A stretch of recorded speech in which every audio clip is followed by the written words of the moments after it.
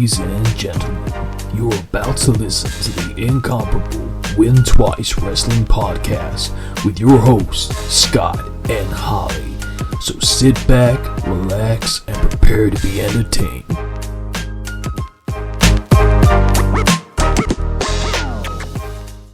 Hello everybody and welcome to episode number 11 of the Win Twice Wrestling Podcast alongside your co-hosts Scott and Holly. Hello. How you doing, Holly? You good? I'm good, Had a wonderful day? It's been a treat. Good weekend, Royal Rumble weekend of Lovely course. weekend, it was good. We went back to our old school ways, didn't we? We did, we haven't done that for a while actually. No, loved it. What was the last one we saw? It was before you went to the States, wasn't it? Yeah.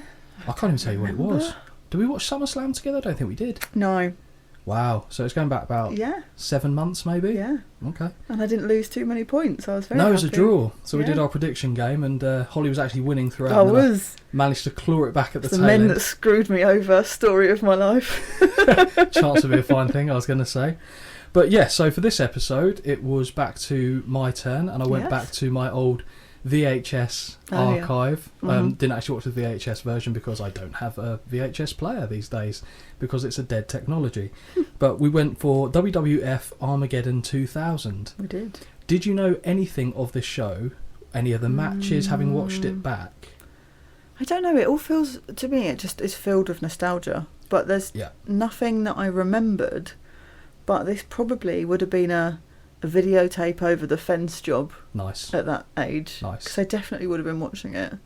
But my memory, I barely remember my own name sometimes, let alone something that happened 20 odd years ago. These are facts. Yeah, that was the worrying stat. Actually, on the way back from work, I was talking to the missus and she said, "Oh, what year's the show that you're covering today?"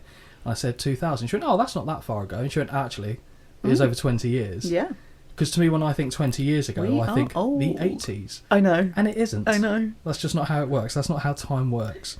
But yeah, so Armageddon 2000 was on the 10th of December 2000. Venue was the Birmingham Jefferson Civic Centre, and the attendance on the night was 14,920, and a very solid buy rate of 465,000. Nice. But we're still very much in the Attitude Era, and everyone is still riding high on the wave of Austin, Stone Cold, and everything of that nature, that era. Because I think you probably get maybe one more year out of the Attitude Era, and then I think 2001 going onwards, or late 2001, 2002, is what would turn out to be the Ruthless Aggression era that was started by Mr. Chainer. But yeah, so straight away this show starts with full-on nostalgia for me. Yes. We get the delicious techno Attitude Era opening, and I'm immediately taken back to my happy place. I said it reminds me of watching this sat cross-legged on the living room floor. Oh. Just happy times. Probably have my Hasbro figures out at the time, still having Royal Rumbles because every show needs a Royal Rumble if you're a kid booking your territory. And then we get the End Is Here song, and this is a song that relives in my mind to this day. And occasionally, you've heard me in the office, occasionally I'll just randomly do a line of a song, not too loud, obnoxiously loud. This one actually features more heavily than a lot of others, and I don't know why, it's just it works very well. Yeah, see, I remembered when I heard the song, that brought back memories, but I was like, I must have heard this also somewhere else, surely. For sure. I think that song specifically has been used on a lot of not morbid, but a lot of video packages where they're trying to make important how dangerous and dark whatever the situation is, and it works really well. I mean, they do show like video footage of atom bombs being tested. Yeah, that's a bit much. In between flashes of women writhing around in the dark. Yes. Which was interesting mix. Yeah, I think I overlooked that, but you're 100% right. It's like, here's a bomb, here's some skeletons, here's a woman in a string bikini. Yeah. Oh, here's a bomb. All those things are aligned. It's like crazy. And a theme throughout the night, with it being the Hell in a Cell main event, a lot of footage is interlaced throughout where they show previous Hell in a Cell events and some of the matches in there. Don't they just? I was kind of hoping they didn't, to be fair, only because when we cover those shows, it'd be nice to see your organic reaction. Mean, let's be real. I'm not going to remember. Again, I didn't want to say that. I wanted to give you more credit, but yeah, you're probably right. I won't. We get big fireworks as country jams hit the airwaves, and Holly's in a very happy place herself with this. It really was. Was that a take on Sweet Home Alabama that they just didn't get the proper version for? Maybe. Because it sounded like the din. Yeah. I don't know. And we go to JR and the King. Yeah. So JR is firing on all cylinders. on this one. He just makes me instantly nostalgic, happy, chilled when he's there. Yeah. He makes me care about it. And I know you're a fan of Michael Cole. Yeah. And I'm not saying you can't be, yeah. but he doesn't get me excited about things. No. I feel like he has actually weirdly improved over the last 10 years, I would say, because at one point I couldn't stand him, like to the point where I would mute commentary because it detracted away from it so much. But it's just, and maybe I'm being unfair on him because you can't compete with nostalgia. I was going to say, do you think it's like a growing up thing? So like because you were younger when JR was prominent, that now it's like no one else is going to compare. It's like, say, your favourite footballers. Like, to me, modern day footballers don't compare to you're not the classic United. Exactly. I would say yes, but I've heard JR on AEW and it's not the same. Okay. So I was going to agree with your point there, but now that I feel like the product's just too fast paced for JR to keep up with. Okay. And I don't think that's a knock on him. I just think it's a different age. Time. Yeah. So I want to say no, because there are certain other people on commentary. I'm trying to think of anyone on commentary who does get me a little bit excited, and for different reasons. When they're commentating, not like Nigel McGuinness and you. I'm thinking or Corey Graves. Corey Graves, do you know what? He's actually very good. I'd give me Corey Graves over Michael Cole. Yeah. And I really like Mauro Ranallo, who there's rumoured to be bringing back. So you saw recently they fired the Kevin, I can't remember his name. I don't think it's Kevin actually now. But I know who you're talking about. Yeah, the Irish see his gentleman. face. I'll be honest, I'm sure he's a lovely bloke. I didn't actually think he was that good. Okay. So give him backstage interviews, which is what he was doing originally. But when they put him on the main desk, I was like, what was their thinking here? Do you know who I do like? Bad News. Not bad. I actually quite like his. He's got a nice voice, and for me, that is key. Is if they've got a nice tone of voice, I'll probably tune in properly and listen. It carries a bit more bass than Nigel McGuinness because they're going to be the direct comparison, aren't they? Both being former wrestlers, both being English. How do they sound? Nigel McGuinness is a bit more reserved. Even when he's getting excited about stuff, he doesn't really let on. Yeah. But I don't mind either of them, to be fair. But Corey Graves, I must admit, is a cut above everyone else on WWE commentary for me. We also gave him a compliment. Sorry, I'm just shocked by Corey Graves. Wow. Oh no, I like him. Wow. I feel like he's not. I don't think he's as handsome as you think he is, but that's each to their own. That's just different taste. I don't think he's an ugly man or anything, but I wouldn't put him in the same higher echelon that you've tiered him at. So yeah, JR's firing on all cylinders, and I'm ready for this show. God damn, he was good. Yeah. Like, JR was a fan and knew how to change his voice to signify the importance of it. He didn't get overly excited over anything, but when he got excited, it was something that the fans watching would get excited about, and that is the atypical perfect blueprint for a commentator for me. And it was just really nice seeing that, because I don't feel like he was pretty good in Survivor Series 2001, but I thought he was more on point here, personally. We see Mick Foley saying that he'll step down as commissioner if a main event participant is injured. Okay. All right. Probably don't book it then, mate, to be honest. Don't bark on about it for the next 2 hours, 42 minutes. There was a lot of repetition on this. Wasn't there?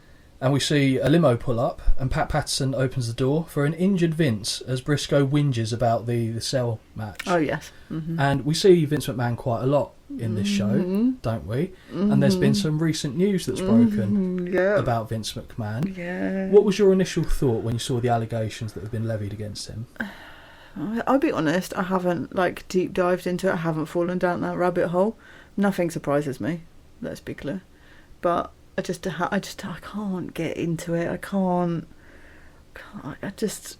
It's no benefit to my life to read this, because you'll lose me for about 6 hours reading 10 different versions of a story. That's true. That we'll never know the 100% truth on. For me, with Vince McMahon, so I'm going to be quite honest about my opinion on this, and it could be taken. Which is your opinion, so which fine. Is my opinion. Absolutely. And I don't think anything I say here will be unfair. But having seen Vince McMahon, there's no getting away from the fact he's a megalomaniac. He's got a massive ego on him, and I'm not saying he shouldn't have an ego because of what he's achieved in terms of business. Yeah, I was going to say, most business owners that own a massive corporate company, you have to be. He's a billionaire. He got a good start, obviously, with his dad. Yeah. However, all the success of the WWF squarely on his shoulders and the people that he surrounded himself with. That aside, I think you have to be a certain type of individual to be involved in the professional wrestling world in general. Mm-hmm. As a person, I think there's got to be some sort of, and this is going to sound very harsh, and I don't mean it as savage as it sounds, but I think there has to be some sort of defect in a personality of someone to want to be in professional wrestling, because it's so niche when you think about it. There are a lot of dangers in there, and not as much reward as, let's say, acting could afford you, or other types of sports. So, for example, if you're top field in NFL, NBA, only a handful of wrestlers at the best of times are going to be earning those same levels. And when you think of the risks outweighing the positives, I see what you're saying, right? I think there's a hunt for the thrill of your injury level is far higher than if you're doing anything else, and the chance reward of success is much smaller. Because we cover mainly the WWE, but let's think about all the smaller independents and the amount of money they're making. I hope it's good, because they really are doing the service and putting their bodies at risk. But I think in general, you have to have some sort of personality flaw to get in wrestling. Maybe that's the same for the fans, to be fair. So I'm probably throwing myself... I don't know. I personally wouldn't call it a flaw. I'd just say it's different. I would say there's something that conforms outside of normality.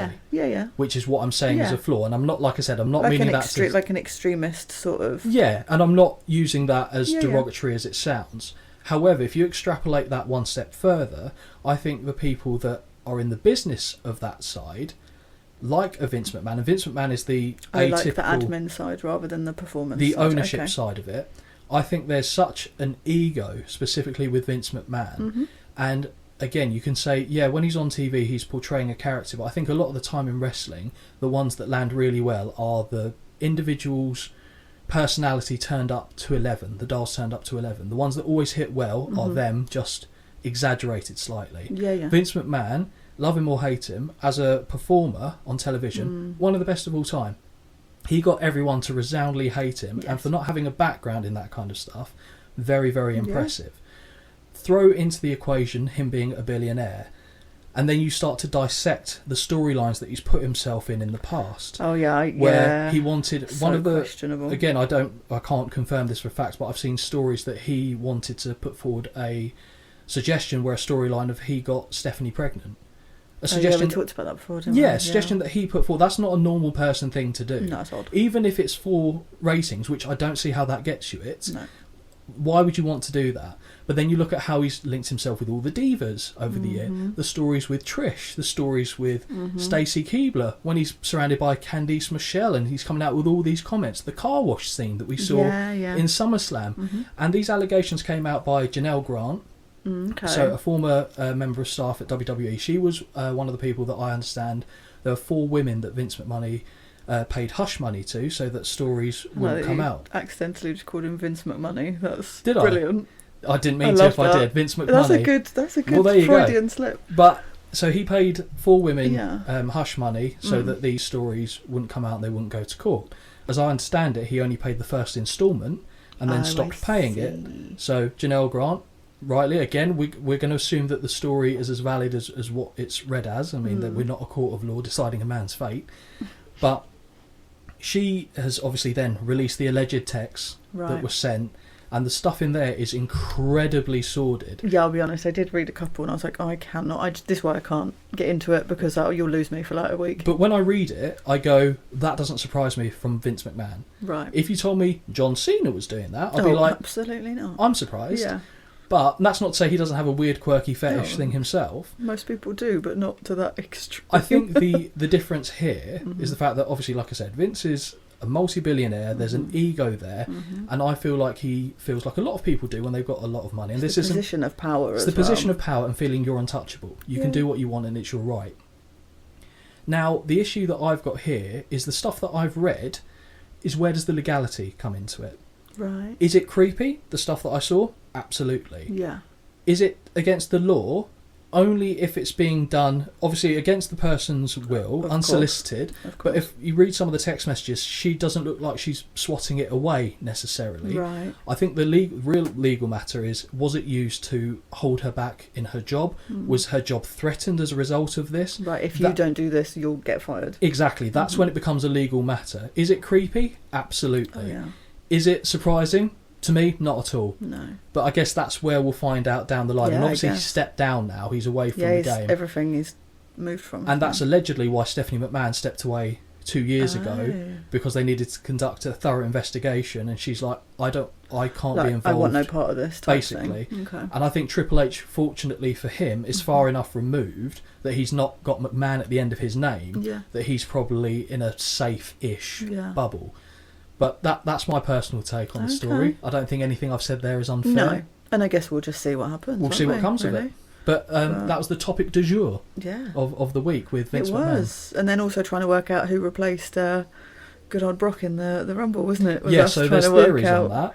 Who? Well, we're digressing a little bit, but as we touched upon it, no, that's fine. So the rumours have it that it's either Bron Breakker, it's Pat McAfee. Yeah, I read that this morning as well. And I mean, that would make sense because that was fucking stupid. Or it's Damien Priest. But having said that, Pat McAfee was a stupid waste of an entry. Yeah, I'm so annoyed about that. Again, like him or hate him, I don't care, that's pointless. Yeah. It was Drew Carey vibes from 2001 Royal Rumble, if you've ever seen that. No, not seen that. Okay, we'll get to that obviously one day. And I imagine because it was Bron Breakker and Omos that were standing there, ready to go toe to toe. Which would make sense if that was Brock, and obviously Bron is a perfect. To be fair, he is the person. Actually, annoys me. He is the perfect replacement because he's not as. Oh, come jacked. On, words. Yeah, he's not as massive. He's not as physically imposing, but he's got the ability to do effectively what he needed to do if he was the replacement. This is a weird comparison, but to me, Bron Breakker is the male equivalent of, her name's eluding me, Bianca Belair. Okay. Because they've both got potential. You can see the potential there. We've watched a couple of matches as well where it is sketchy. Both of them have matches where they don't necessarily nail things perfectly. Yeah. So I can see a lot of similarities on that front, and it would make sense. And also, this was only 24 hours ago, so apologies if I've already forgotten. Wasn't he in the men's Rumble one of the only NXT people to be in there? Carmelo Hayes was in there, but I think it was just those two. Very limited, whereas the women's, there was obviously a lot more. I think you have to for the women's because they don't have the depth on the main roster. But that's why it kind of weirdly not stuck out, but I was like, he would make more sense because there's not loads of them in there, and at the time the other guy went in, there was other people in there similar to his stature, and so that's my because what I think they try and do in an unspoken way is each year have an NXT person come up, and I think this year was supposed to be Carmelo Hayes because Bron Breakker was in there the year before. I think he was most likely probably the Brock Lesnar replacement. We've completely segued off track, but let's bring it back in. So Vince comes out of the limo, Patterson's with him, I love Pat Patterson, and then Briscoe's whinging about the cell like an absolute bitch. Opening match, and we're going to your happy place. So happy. So what is the match? So happy. It's the Hardys and Lita in a mixed tag elimination match against the... All right, let me see if I can get this right. Oh, no.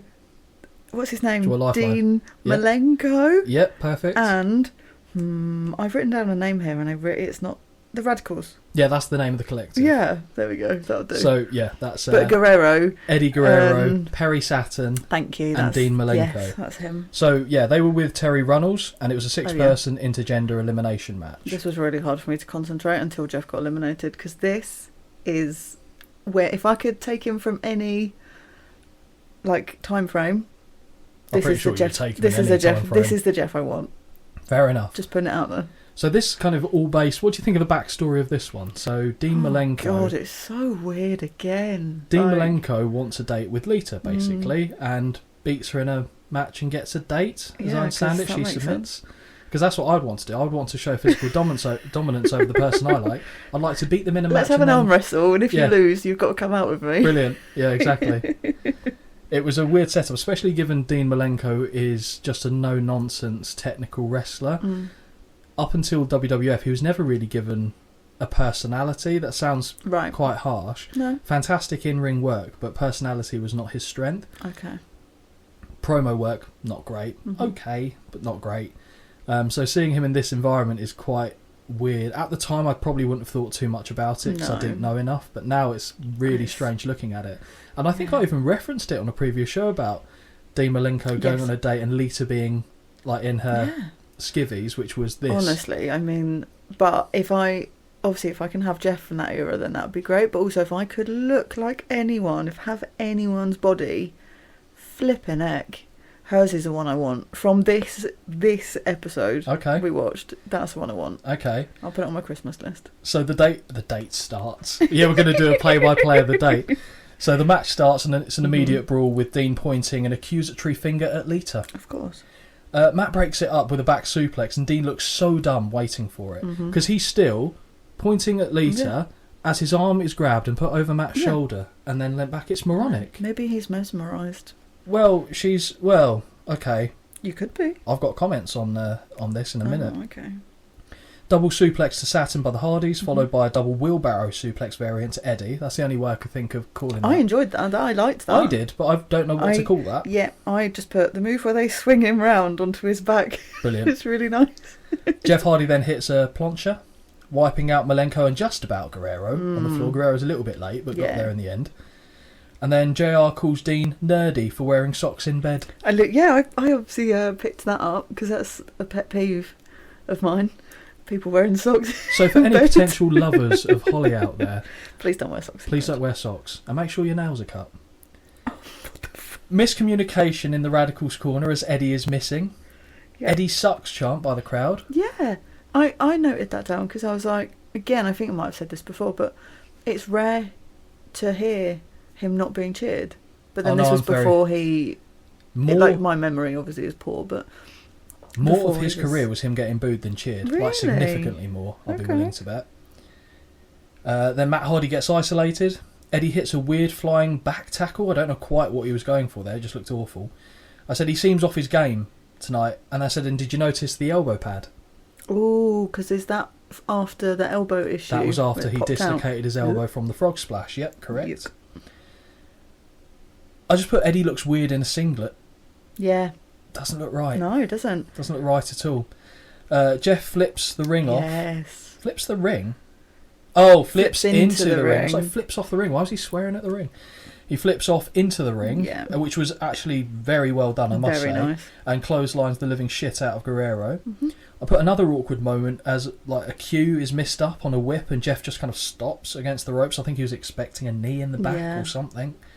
But just, again, not quite... They're not firing on all cylinders, unlike JR on this one. We get an attempted Hurricane Rana by Eddie, which sees him land flat on his face. Yes. Super Hurricane Rana, because it was from the top, wasn't it? But, yeah, I did laugh.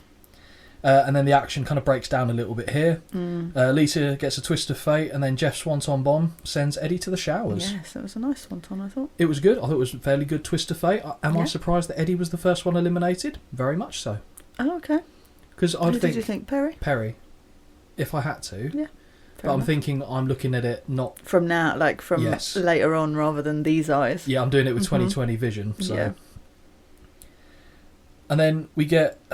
I don't quite know. An elaborate whisper in the wind. Oh, right, okay. So I thought my note here was saying that someone was whispering to someone. Oh, it's no. not. I'm calling the whisper in the wind, which lands on Saturn. It's probably one of the best ones that I've seen Jeff Hardy hit. And then a poetry emotion connects on Malenko. But the second attempt is caught by Saturn. Yeah. And it's Jeff's turn for an elimination. I knew this was coming. I was livid. But it was a good Death Valley driver, it was, wasn't it? Yeah, it was. But yeah, Perry Saturn was always good for that. A beautiful counter by Saturn from a twist of fate to a dragon suplex on Matt. This was when I sat there and I went, ugh, I know how this finishes.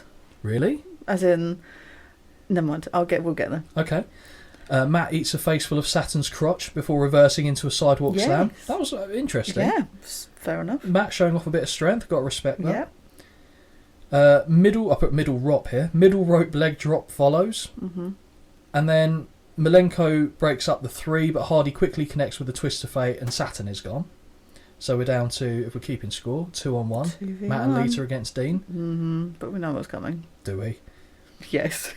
Then Terry Runnels, Miss Goldust. Jesus. I genuinely thought we were going to see what she'd had for breakfast at this point. Ah, good hell. Honestly. That's an image.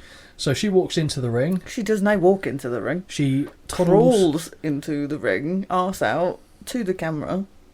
You've got to give King something to work with on commentary. Oh my God. So Terry crawls into the ring Thank and you. toddles over to Mr. Hardy and gives him the lamest slap in the face I think I've ever seen a human being give to another. And then Lita spears her just as pathetically, I thought. Wasn't good. No. Wasn't good. King is whooping. Oh, see, I blocked him out. Yeah, he's going, oh, woo, woo, woo. Oh. It was like Zoidberg from Futurama. Impression number 1.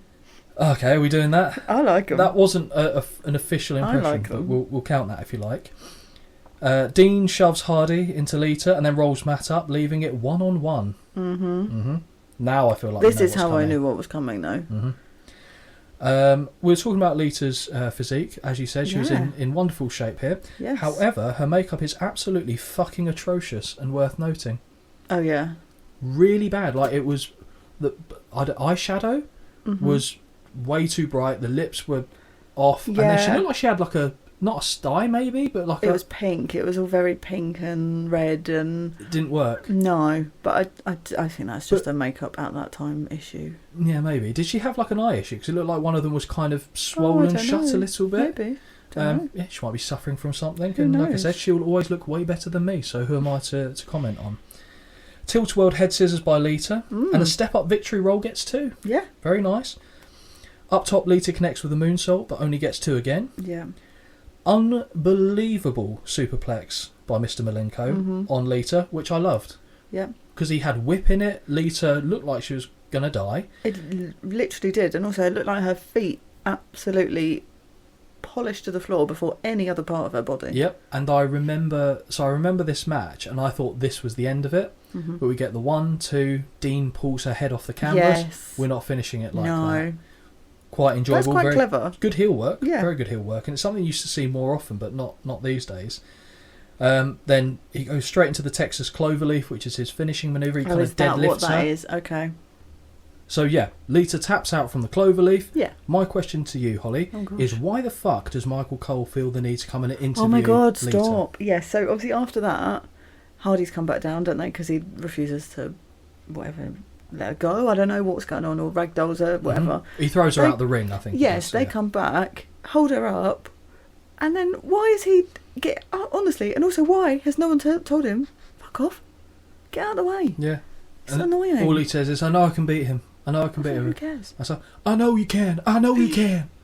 It's just weird. For those counting, that's impression number 2.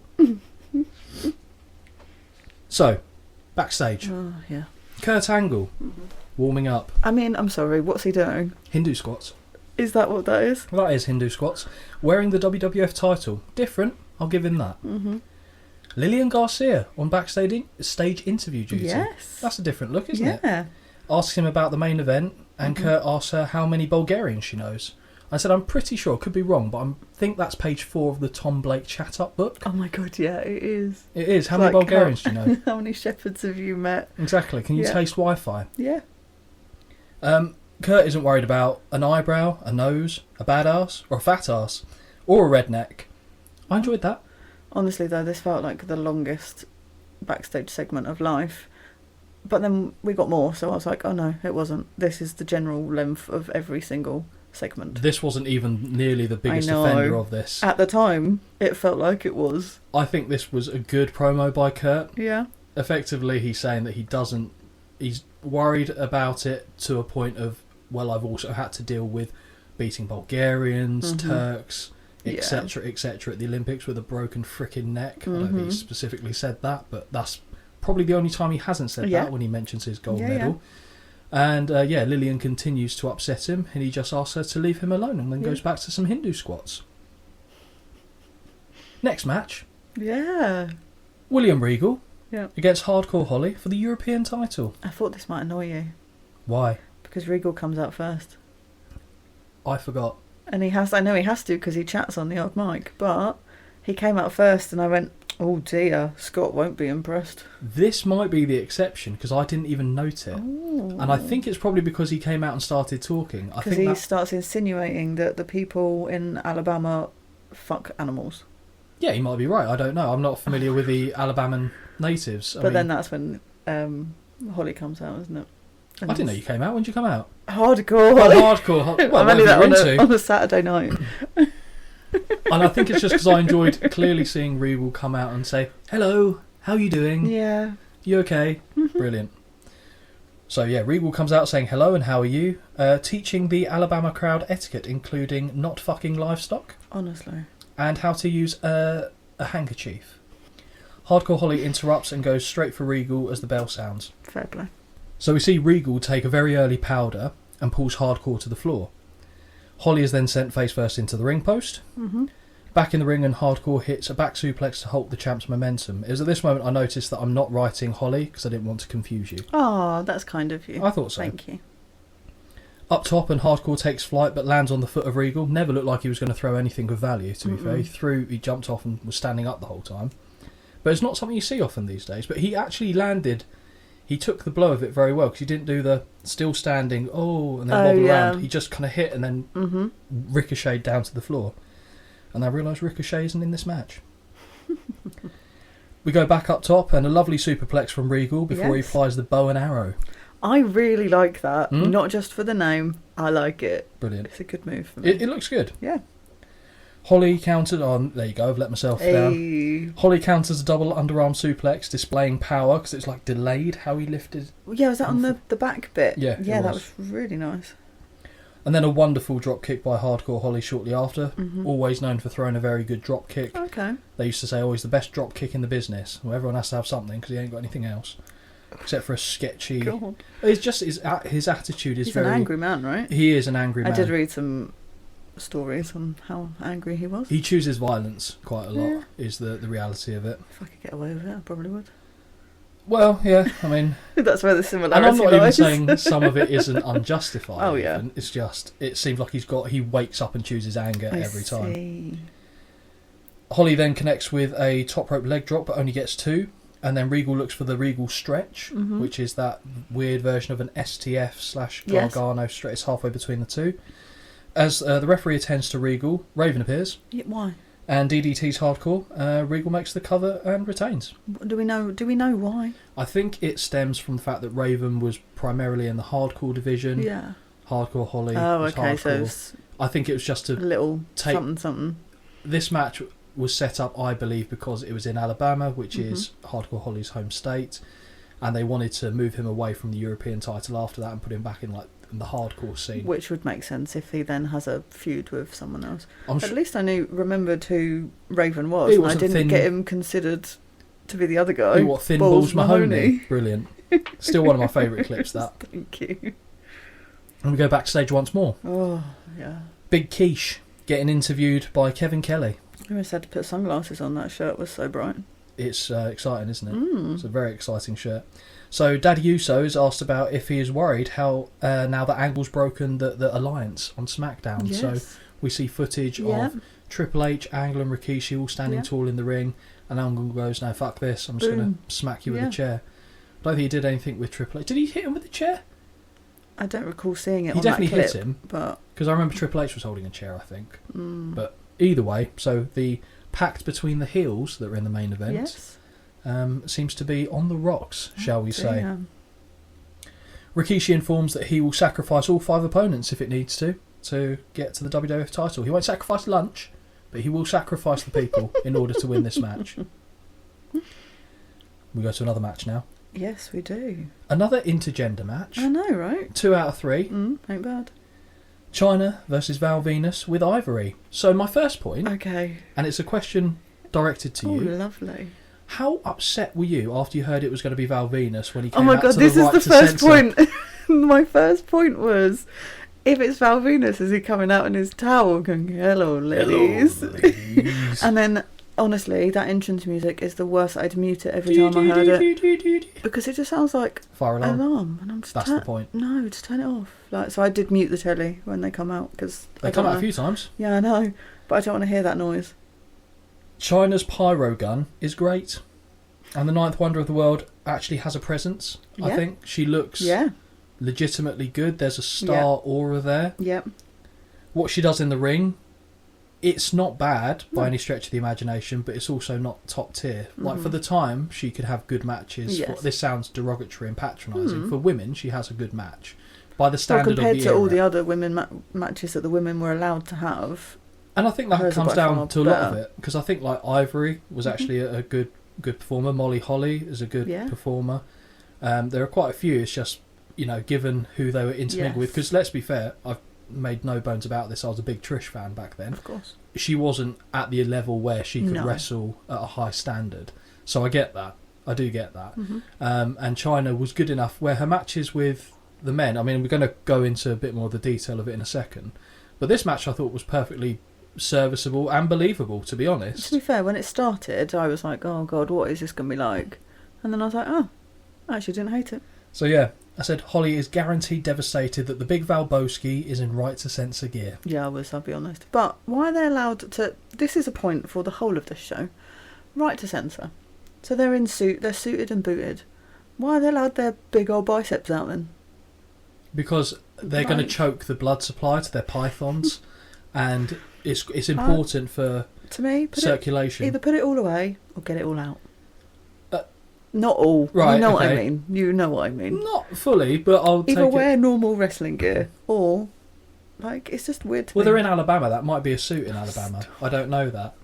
I would like anyone who's from Alabama, if you can confirm if this is a normal look. But in all honesty, it was just a shit gimmick. Yeah. And I believe that Vince or the WWF decided on this gimmick as a protest against the people out there that were saying, oh, Attitude Era is too much, it's too aggressive, it's too influential on children. So they were going, here's your representative. Yeah, okay. So a bit of a tongue out, thumb on the nose job. And this is the third match in a row, I don't know if you noticed this, to kick off before the bell sounds. Oh, yeah, true. All three matches, they started brawling and then the bell goes. Very true. Chyna meets Val on the entryway. She's not fucking around. She doesn't even let him get in the ring. Good for her. Ivory sent back first into the ring apron and Venus goes back first into the stairs. Yeah. Back in the ring and Chyna is lighting Val up with right hands and stomps a mud hole in the corner. Absolutely. A la Stone Cold. King says he would like to weigh Chyna as the Ninth Wonder plants Val with a DDT. Why? What? Weigh her? Yeah, he said he would like to weigh her. And then I think JR says, you mean on your lap, don't you? And he goes, oh, JR, how could you suggest such a thing, basically? Oh, right, I see. But I didn't hear that. Yeah. Clearly I'd zoned them out. Weird how he didn't say that about Chyna about 2 years before. Weird how he only now wants to weigh her. I wonder what changed in that time. Fucking King. Right. Oh, God. Val turns the tide with a pair of knees and a side Russian leg sweep. Yes. Ivory lays in the boots to Chyna on the floor before Val hits a double-armed suplex back inside. Chyna fights back, but an eye rake and body slam stop that. The crowd was a little mellow at this point as well. It's a match that you would argue as being a beer run toilet break match. Yeah. I don't think it's the biggest offender of that on the card. No. We get one later on, which is Kieran Dyer. So Chyna fights back, but like I said, an eye rake and body slam stop that. Back in control, Chyna hits a neck breaker and explodes with a clothesline, which was actually brilliant. Yeah. Looked like she was about to decapitate him. But then hits a not great back body drop. I understand that she's a strong woman, but you need to be able to power them up so they get a bit of a height. Like how AJ Styles sells a back body drop. Yes. Like he's been off a trampoline. Yeah. But she gets him up, so to speak. Val misses them with a money shot. My question is, if we're now going away from the ex-porn star gimmick, why are you still calling the finishing move a money shot? That is a very good point. I assume you knew that's why it was called the money shot. His splash. No. Yep. Oh, okay, learn something new every day. You're so naive to the world I'm an innocent, innocent girl. Yeah, back to the nunnery with you. Eh? Yeah, I know. Chyna hits the ropes, but is tripped by Ivory. Of course she is. Chyna then chases Ivory outside the ring, but when she returns, she's hit with a perfect plex and loses. So did these people not watch wrestling? No, they can't. They're too busy partaking. We know what happens. The minute you get out and chase someone else around the ring, you get in and boom, it's finished. It's almost like it's scripted. I know, right? Can't believe this. Predetermined. Thank you. With a script. Also, the move, so the fisherman suplex that finishes this match. That's good. Well, good for you, because I called it a perfect plex. Oh, thank you. I hope that's what it's called. It is. Our shoulders aren't even on the floor. No, I thought at the end of it. And I was like, I don't care, but also, if we're being logical, True, but the move itself was actually very nice. I mean, it is actually nice. I enjoyed it. I was a big fan of when Mr. Perfect did it, which is why I call it the Perfect Plex. But it is a fisherman suplex with a pin. Nice. As they celebrate, Chyna pulls Ivory into the ring and goes to hit a powerbomb. Which, well, I assume she goes to hit a powerbomb because we don't see it. Val breaks it up and drops Chyna with a blue thunder bomb. That's a nice move. I like that. That's a Sami Zayn special these days. But yeah. Well done. I like it. We now go backstage again. Honestly. We see Stephanie and Vince McMahon. Oh, God, this was dire. So, Steph, pre-enhancement, and when her voice was on the female register. Stop. And she tells her daddy that she's scared. The $1 billion princess is scared about the Hell in the Cell because her husband... Were they married at this time? I think they... I don't know. I didn't actually Google that. I think they actually got married after their on-screen wedding because at the time, the Stephanie McMahon was... I think she was actually dating Test. Really? I believe so. God, good for her. Those two started to fall apart from each other and Triple H swooped in. And this was used as a storyline. It was used as a storyline where basically Triple H had an unconscious Stephanie. I think she was either drunk or had been drugged. And took her through a drive-through wedding chapel. Oh, that I do remember. And they got married. Yes, and I think that might be actually before they got married in real life. Oh, I see. But they used, again, a real-world situation. Tess must have felt quite awkward about all this. And as would Chyna, to be honest. Yes. But they'd separated for a while. I don't know if there's any crossover. I don't care enough to speculate, to be honest. But, yeah. So that's interesting. Okay. Yeah. So, and this was still fresh because this is in 2000. I think it was in 2000 that this happened. Okay. It might be 99 now. I've said that. It was one of the two. Either way. Vince says that this is enough because he thought it was going to be about the divorce. Him and Linda. So he announced on TV that Linda wasn't good enough for him and he wants a divorce. Yeah. Yeah, we know what you want, mate. You've told us what you want. God. He says he's going to stop the main event. This is enough. Especially if his daughter's getting upset. He gives his reasons later on as well why he wants to stop the contest. Every freaking time. And then we go to another backstage segment where we get the American Deadass being interviewed pre-show. Is that not... No? Did I get that wrong? Let me look at my notes there. No, it definitely says, American Deadass interviewed pre-show. Okay. And now this one goes on for about a year? Week and a half. Honestly. This needed a fucking intermission. I feel like I could have had a nap with all of these. I feel like I could have had a kid, raised them, got them to 18, left the house, as we did with you last week, so to speak. We didn't raise a child to 18. We didn't raise a child. Undertaker says that the cell brings out a side of him that even he's scared of. I'll just leave the match then. Yeah. You don't have to. Just say no thanks. Just say no, I'm good. Describes when he rammed Shawn Michaels' head... Oh, this was it. Okay, so he goes... I took his little head and grabbed Shawn Michaels' head and rammed it into the cage, man. I was like, what are you doing? It's like a Vietnam veteran. You weren't there, man. Yeah, it was like a really odd monologue. It was weird. You're 6'10". Act right. Oh. Like, what is this? Yeah. It's every time I see the character, I'm reminded how much I disliked it. And I think, if I'm giving Undertaker credit, because I will give him credit in other shows. Oh, for sure. The Undertaker was the first wrestler to genuinely terrify the living shit out of me. Him coming in, not talking, being impervious to pain, rolling his eyes into his head. I fully believe this man was subhuman or supernatural. So that stuff, great. Even going on where he started to talk and stuff, fine. As soon as he went to this, I was like, really not a fan, are you? But it just reminds me how bad it was. I think it's because I knew how good it was before. Okay. And I think, to be fair, it was a him choice. I think he wanted to step away from the Undertaker gimmick. I don't think it was necessarily forced upon him. Right. Anyway, I digress slightly on my thoughts. Do you know he was 35? Fuck me sideways. I had to Google it and I had to get my calc... I mean, I work in maths. Did his face You work in maths.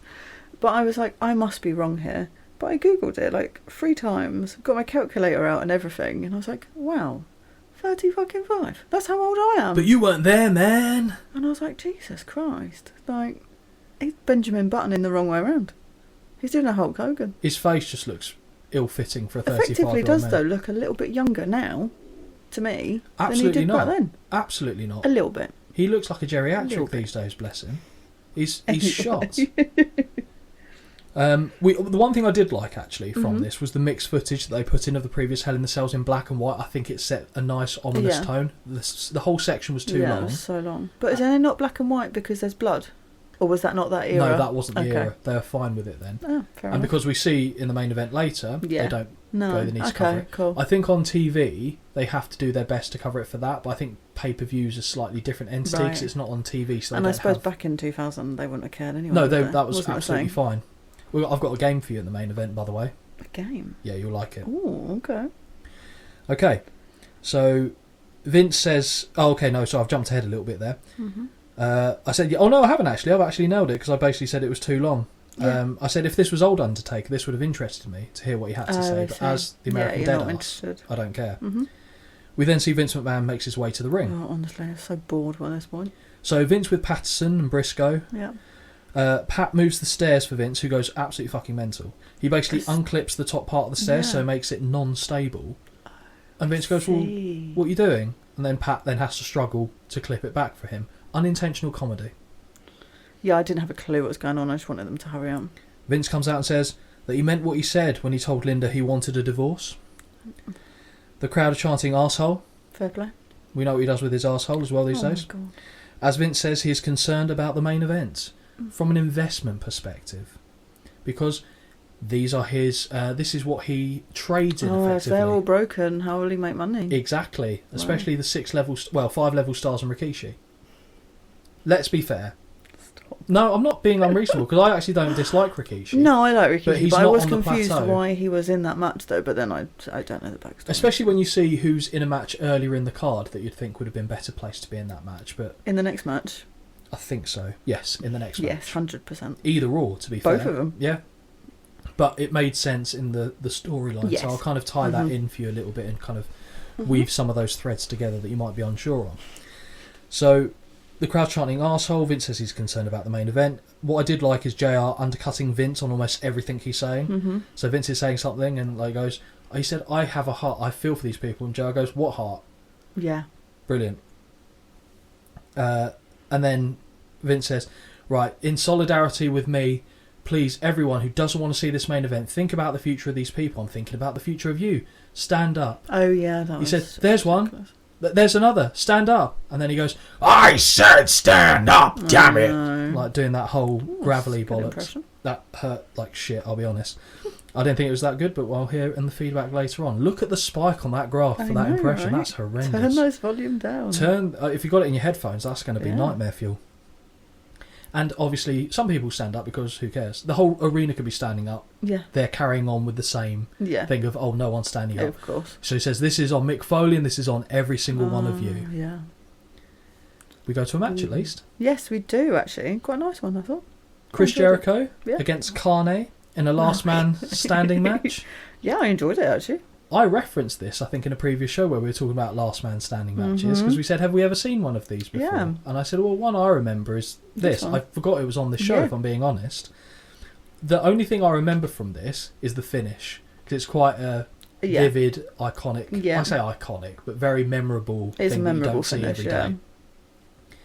So allegedly this started over a cup of spilled coffee because that's good booking. Oh, yes, it gave you the preview, didn't you? It makes sense, you know. Yeah. You and I are in the office space, I walk in, spill coffee on you, I would understand why you say, give me a last man standing match. Absolutely. Just to warn you, that was what will happen. Yeah. You don't like hot liquids, you don't like coffee. No. You don't like me sometimes. I mean, all three together, that's a horrendous combination. Fight. Exactly, yeah. Be interesting how HR would deal with that. I don't quite know. Don't tell them. This is the best physical form of both Kane and Jericho. Actually, watching this, and I don't want to sound like a perv, but you will. Like every time I do. But actually, obviously I was too young really-ish at this point, but I looked at Kane and I was like, he was actually in really decent shape. Mm-hmm. I mean, both of them were, but I because of his character at that time, again, like, you're young, I didn't know. For all I knew, that could be true. He had whatever he had done to him. Faces, yeah. But so he was quite imposing and quite, like, effectively scary, which was the whole point. But when I watched it, and I was like, he's actually really bloody well in shape. Well, interesting fact about that. So, story time with Scotty B, baby, is that I was reading something fairly recently where Brock Lesnar was talking about how he was obviously super strong. He's got that farm strength background, amateur wrestling, etc. He said there was one time where he was in the locker room with the WWE guys and people just doing arm wrestling matches, and he said not one person could touch him on that. He said except one, and he said and he couldn't beat him. Kane. Oh wow. Now Kane's been interviewed about this subsequently. Yeah. And Kane said, well, he said, I remember a time at the gym where we were lifting weights and I was lifting heavy stuff and Brock was trying to keep up and match me. He said, but I think if we had an arm wrestling match, I don't think my arm would be attached to my body at the moment. So he was being very humble about it. Yeah, very. But Brock Lesnar doesn't strike me as the type to blow smoke up someone's ass. And Brock Lesnar said it really frustrated him that Kane was stronger than him. That's interesting, that. Yeah, I thought that was quite a unique little insight. And I only heard that fairly recently as well. Nice. So, we're agreed on both physical form for both men. Absolutely. Yep. Now we've got 4 out of 4 matches. Start before the bell. Yeah, honestly, ridiculous. So at this point, I was like, I hope all of them do. Yeah, why not? Keep the trend going. Kane assaults Jericho, and they go backstage instantly into somewhere where there's obviously no camera ready, and they can't switch it over quick enough because we are literally sat looking at nothing for. It felt like quite a while, but it's probably about 30 seconds, a minute. Yeah, and then Jane. Who's Jane? JR and King. Don't know. I don't even think I know a Jane. Okay. JR and King are both going, come on guys, get a camera back there. We can't do anything with this. Yeah. I think that was genuinely out of frustration. Well, yeah. Kane tried to decapitate Y2J with a steel storage box and then a shovel. Yeah. What's that on the back of the truck? Yeah, but Y2J throws wood chippings it's so weird. in the face. And I remember at the time thinking, why the hell is that there? We find out why later this evening. Because of course. Yeah. Why wouldn't it be? Why wouldn't there be a wood chipping truck in the back? Backstage we see some wrestlers get in the way, and Midian just gets in the way of Kane and gets uppercutted. I didn't have a clue who that was. Naked Midian? That's the really tall guy, right? Yeah. I don't know who that is. He was in the Ministry of Darkness, one of the Undertaker's followers in, I want to say about 98, 99, and then very briefly he became Naked Midian. I think you could probably draw conclusions there. Why not? Was he actually naked? Yeah. What, not in wrestling? No, I think he was blurred, but his whole thing was naked. It was weird. Are you serious? Yeah, serious. I'm going to find this. Not for that reason, just I'm intrigued by it. That's weird. Because you think I'm talking nonsense. But no, it does sound ridiculous. Yeah, Naked Midian was the thing, sadly. Weird. So, after Kane tries to, and unsuccessfully, nearly decapitate Y2J throws some wood chippings in his eyes. So that's enough. I mean, he's got a mask on. I guess his eyes are open. So that is still a potential hazard. Which I already mentioned. Midian gets twatted. Kane goes into the ring post because they make their way all the way back to the ring now. Yes, I did. Which was fine. I think the audience would be quite happy. I feel like I'd be livid if I'd paid to go see this and then they bugger off backstage and I had to watch it on a screen. Livid. Yeah, from being at home and watching it on TV, fine. Don't care. Exactly. In fact, it offers something quite interesting. Yeah. Although I remember I didn't like this match at the time because even as a child, I think my tastes were quite purist. I liked it being in the ring. Oh, okay. No one deviating from the norm. No, because I felt like everything if anything happened outside the ring, what happened was tainted. Oh, it wasn't. bless you. It's pathetic, isn't it? But I still kind of maintain that now. Every now and then. Oh, we know I don't like a lot of stuff. Every now and then is fine, but I remember at the time being like, yeah. Which doesn't get any better as the show goes on. So after he goes into the ring post, he goes into the steel stairs. Yeah. I keep putting ROP. I don't know what's wrong with me, but I know I mean top rope flying back elbow. Drops the big red machine. Mm-hmm. Then Kane catches Y2J on the floor. Is this where they have a cuddle? Or is this a little bit earlier than the cuddle? No, you're bang on, because I put Kane catches Y2J on the floor and missionaries him into the ring post before delivering a power slam. The power slam was good. Yes, it was. Very impressive, going back to that Kane big boy strength. Yes. Kane then slowly beats Jericho and follows up with a delayed backbreaker. Continues the assault in the corner. Jericho's having a torrid time of things. Then Jericho is caught in like a hangman's neck crank. Yeah, I didn't know. I genuinely had no clue what to call that. But actually, it's quite a nice little move, actually. Yeah, I don't think that's what it is called, but I quite like my description if I do say so myself. Y2J passes out, allegedly. Oh, bore off. I didn't mind this, because he didn't go... I'm awake. Exactly. He did the, I'm out cold, drop to the floor. Yeah. Get to the statutory 9. I was pre-prepared for, I'm asleep. I'm asleep, and then I remembered it's the last man standing, and I was like, oh yeah, it's going to be the thing where they always get up on like 9.5. So to be honest, I wasn't bothered by that. I thought that was fine. And then we see Teddy Long begin the count. He was up at 7. I sold him short there. Nice. Kane then catches a spinning heel kick like a child. So when I say catches it like a child, I don't mean Kane catches it like a child, but he catches Jericho like he's a child. Yeah. And drives Jericho down into the mat. No airs and graces, no flash, just here you go. The thing in this as well, I just jump in, I noticed here, was they kept referring to Jericho as young. He was young. Really young. There wasn't that much age difference between him and Kane at this point. No, but I think Kane's character is supposed to defy age. He did give even watching this now, I was like expecting him to be in his 40s, I'll be honest. Yeah, he was mid-30s. 33. Yeah. And Jericho was 30. Yeah. And I was like, oh wow. I'm obsessed with their ages at this, when we watch these. Especially on the older shows, because that has stumped you massively. But I think you don't want to see yourself as, and I don't want to call the wrestlers our heroes, but someone you watch on TV growing up, I can't imagine ever being the same age as those people. No. And it's kind of I look at them, I'm like, Christ, I'm older than, but obviously time moves on and that's different, but... Haunting reality, isn't it? A reality check. Yeah. So Y2J starts to rally, but hits the knees on an attempted lion salt. Yes. The Masked Man hits a top rope clothesline, but Jericho successfully beats the count. I'm not a big fan of Kane going up top, because it's just the clothesline doesn't look impactful. Yeah. Kane shakes his head as Jericho beckons him forth with an up yours for good measure. Like that. Yeah. And then we get possibly one of my all-time favourite choke slams ever.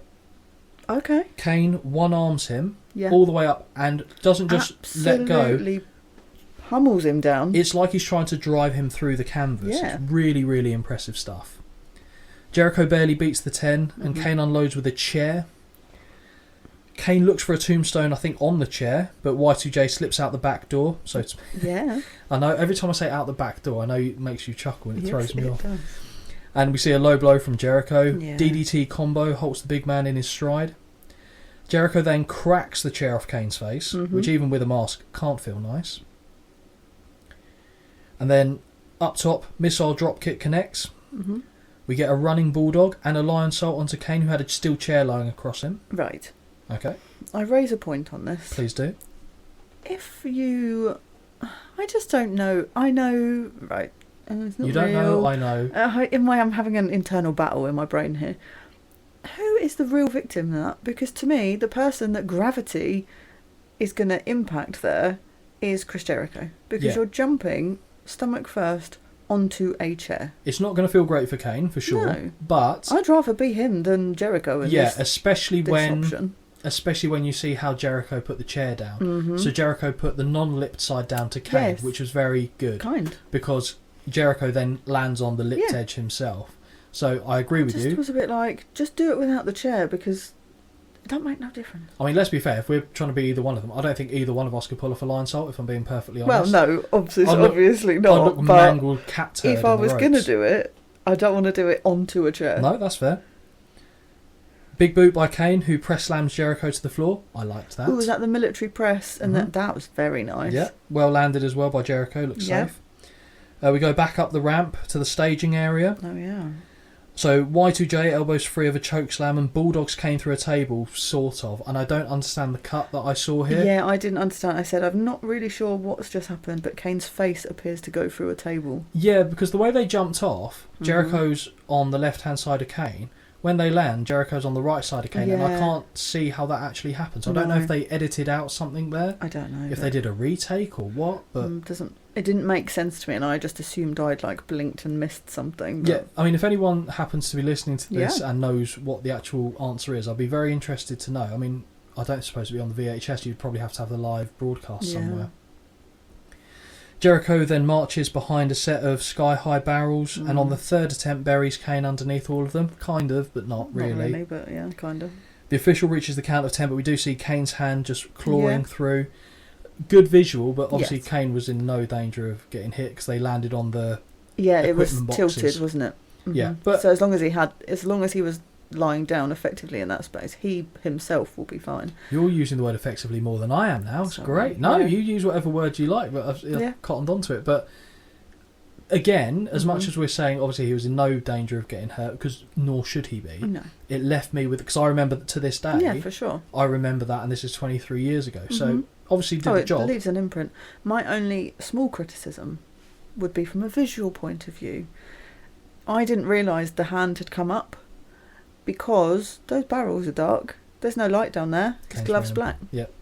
It was only when they did like a replay, and you see Jericho I kick. went, oh, I see. That makes sense. I don't think it was essential that you see that anyway, but it just shows it didn't matter, but it was just like, oh, it's a nice little reach, like visual, I suppose. It just shows that even that wasn't enough to keep Kane down, really. Mm-hmm. I was surprised, I remember at the time when Jericho won that, because I thought, how are you going to keep Kane down for 10 seconds? I just couldn't, again, taking the predetermined side out of this, I couldn't fathom how that would work, so that was nice. We then go backstage to Senor Foley, who's being interviewed by Jonathan Coachman. We see Deborah, who says some words, I think. I just ended up staring, I'll be honest, because I don't know what she's offering here apart from... I just get distracted by their eyebrows, I'll be honest. I know that's not what maybe you're distracted by. No eyebrows. Yeah. Yeah. Also, I'm really sorry, my stomach is rumbling, so if anyone can hear it... I genuinely haven't heard any of them, so I think you're good. Good. But we see Deborah come out and says some words, apparently. I'm sure they're great. And then Foley says he's concerned about the main event, but it's still going to go ahead. Just at this point, I don't care. I don't care. Like, I think you would if you were there. Every single person. Oh, it's so dangerous. It's still happening. All right, I heard you first time. Come on. We go to. Don't worry, we get another backstage segment now. I'm aware. We see Heartbreak Kid at WWF New York, sporting his new Dutch boy haircut. Either HBK has audio delay, or he's been eating handfuls of somas as he's slurring his words. Oh. I don't know if he can hear himself. Yeah. Where you know when you can start to hear yourself and then you start talking slower like you've been punched. That's what he was doing. And then we kind of get a brief... there really wasn't anything else worth commenting on that. It was just I've just put, he's wearing a nice cowboy hat. Bye. And then JR compliments him on said cowboy hat. Yep. Brief XFL introduction. Nobody cared then. Nobody cares now. Nobody cares forever. That should be the title for the XFL. Now then forever. Yeah. No one cared then. Now or forever. Yep. That's what I say about the XFL. Okay. So do you know about the XFL and what that is? When they said it, I was like, oh, I know this. And I was like, I can't remember it though, so I just didn't bother. So XFL was Vince McMahon's attempt at matching the NFL. So in Vince's world, he can put his mind to anything and then compete on the same level and surpass and supersede what was there before. And Vince was of the opinion that there were too many safety precautions in NFL, and it wasn't exciting enough. So he wanted an extreme NFL. So extreme football league. Oh. Because X was the cool thing back in the 90s. And extreme, yeah. And he actually even revisited it not too long ago. He wanted to start it up again. But one of the things, I know one of the key differences, I mean, I know enough about NFL to watch a game and understand what's happening. How the systems work. And one of the key differences for this was they would leave the football, the pigskin, in the middle of the field, have one representative from each team, run from their end of the field, and whoever got the ball would start with possession. Interesting concept, but the number of people that got injured from absolutely mashing into each other, breaking bones, because you're sprinting and you're and also probably head on head, crash. Yeah, concussions, bone breakages. So they did start the league and people just got ravaged with injuries. God. I think JR and King were actually the commentary team for the XFL. Okay. JR's a massive football head, Oklahoma Sooners all the way. It's just, that's what they tried to do. Oh. It didn't work, obviously, because the NFL is a long-standing, established tradition. No. That, of course not. And with the injuries to boot, it just died a death. I still think Vince, that someone in the back of his mind still probably thinks it can work now. It can't. Not with the rules you were doing. And if you're then just creating the same version of the NFL, what's the point? If it ain't broke, don't fix it. Exactly that. We go on to the next match now. Yes. It's the Four Corners Tag Team...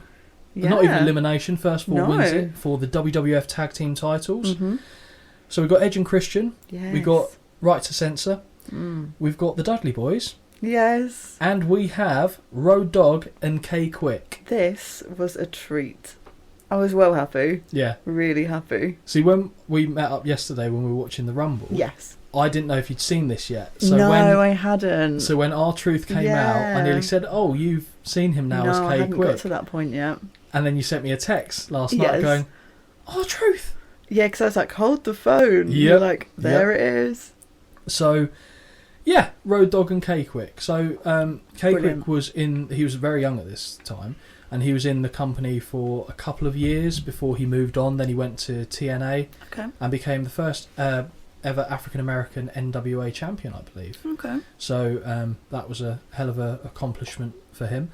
In WWF, at the time, he didn't really do anything of note apart from this tag team with Road Dogg, collectively known as... Well, I'm collectively knowing them as Getting Rowdy. Yeah. We see Edge come out. Yes. Edge and Christian in their prime gear for you.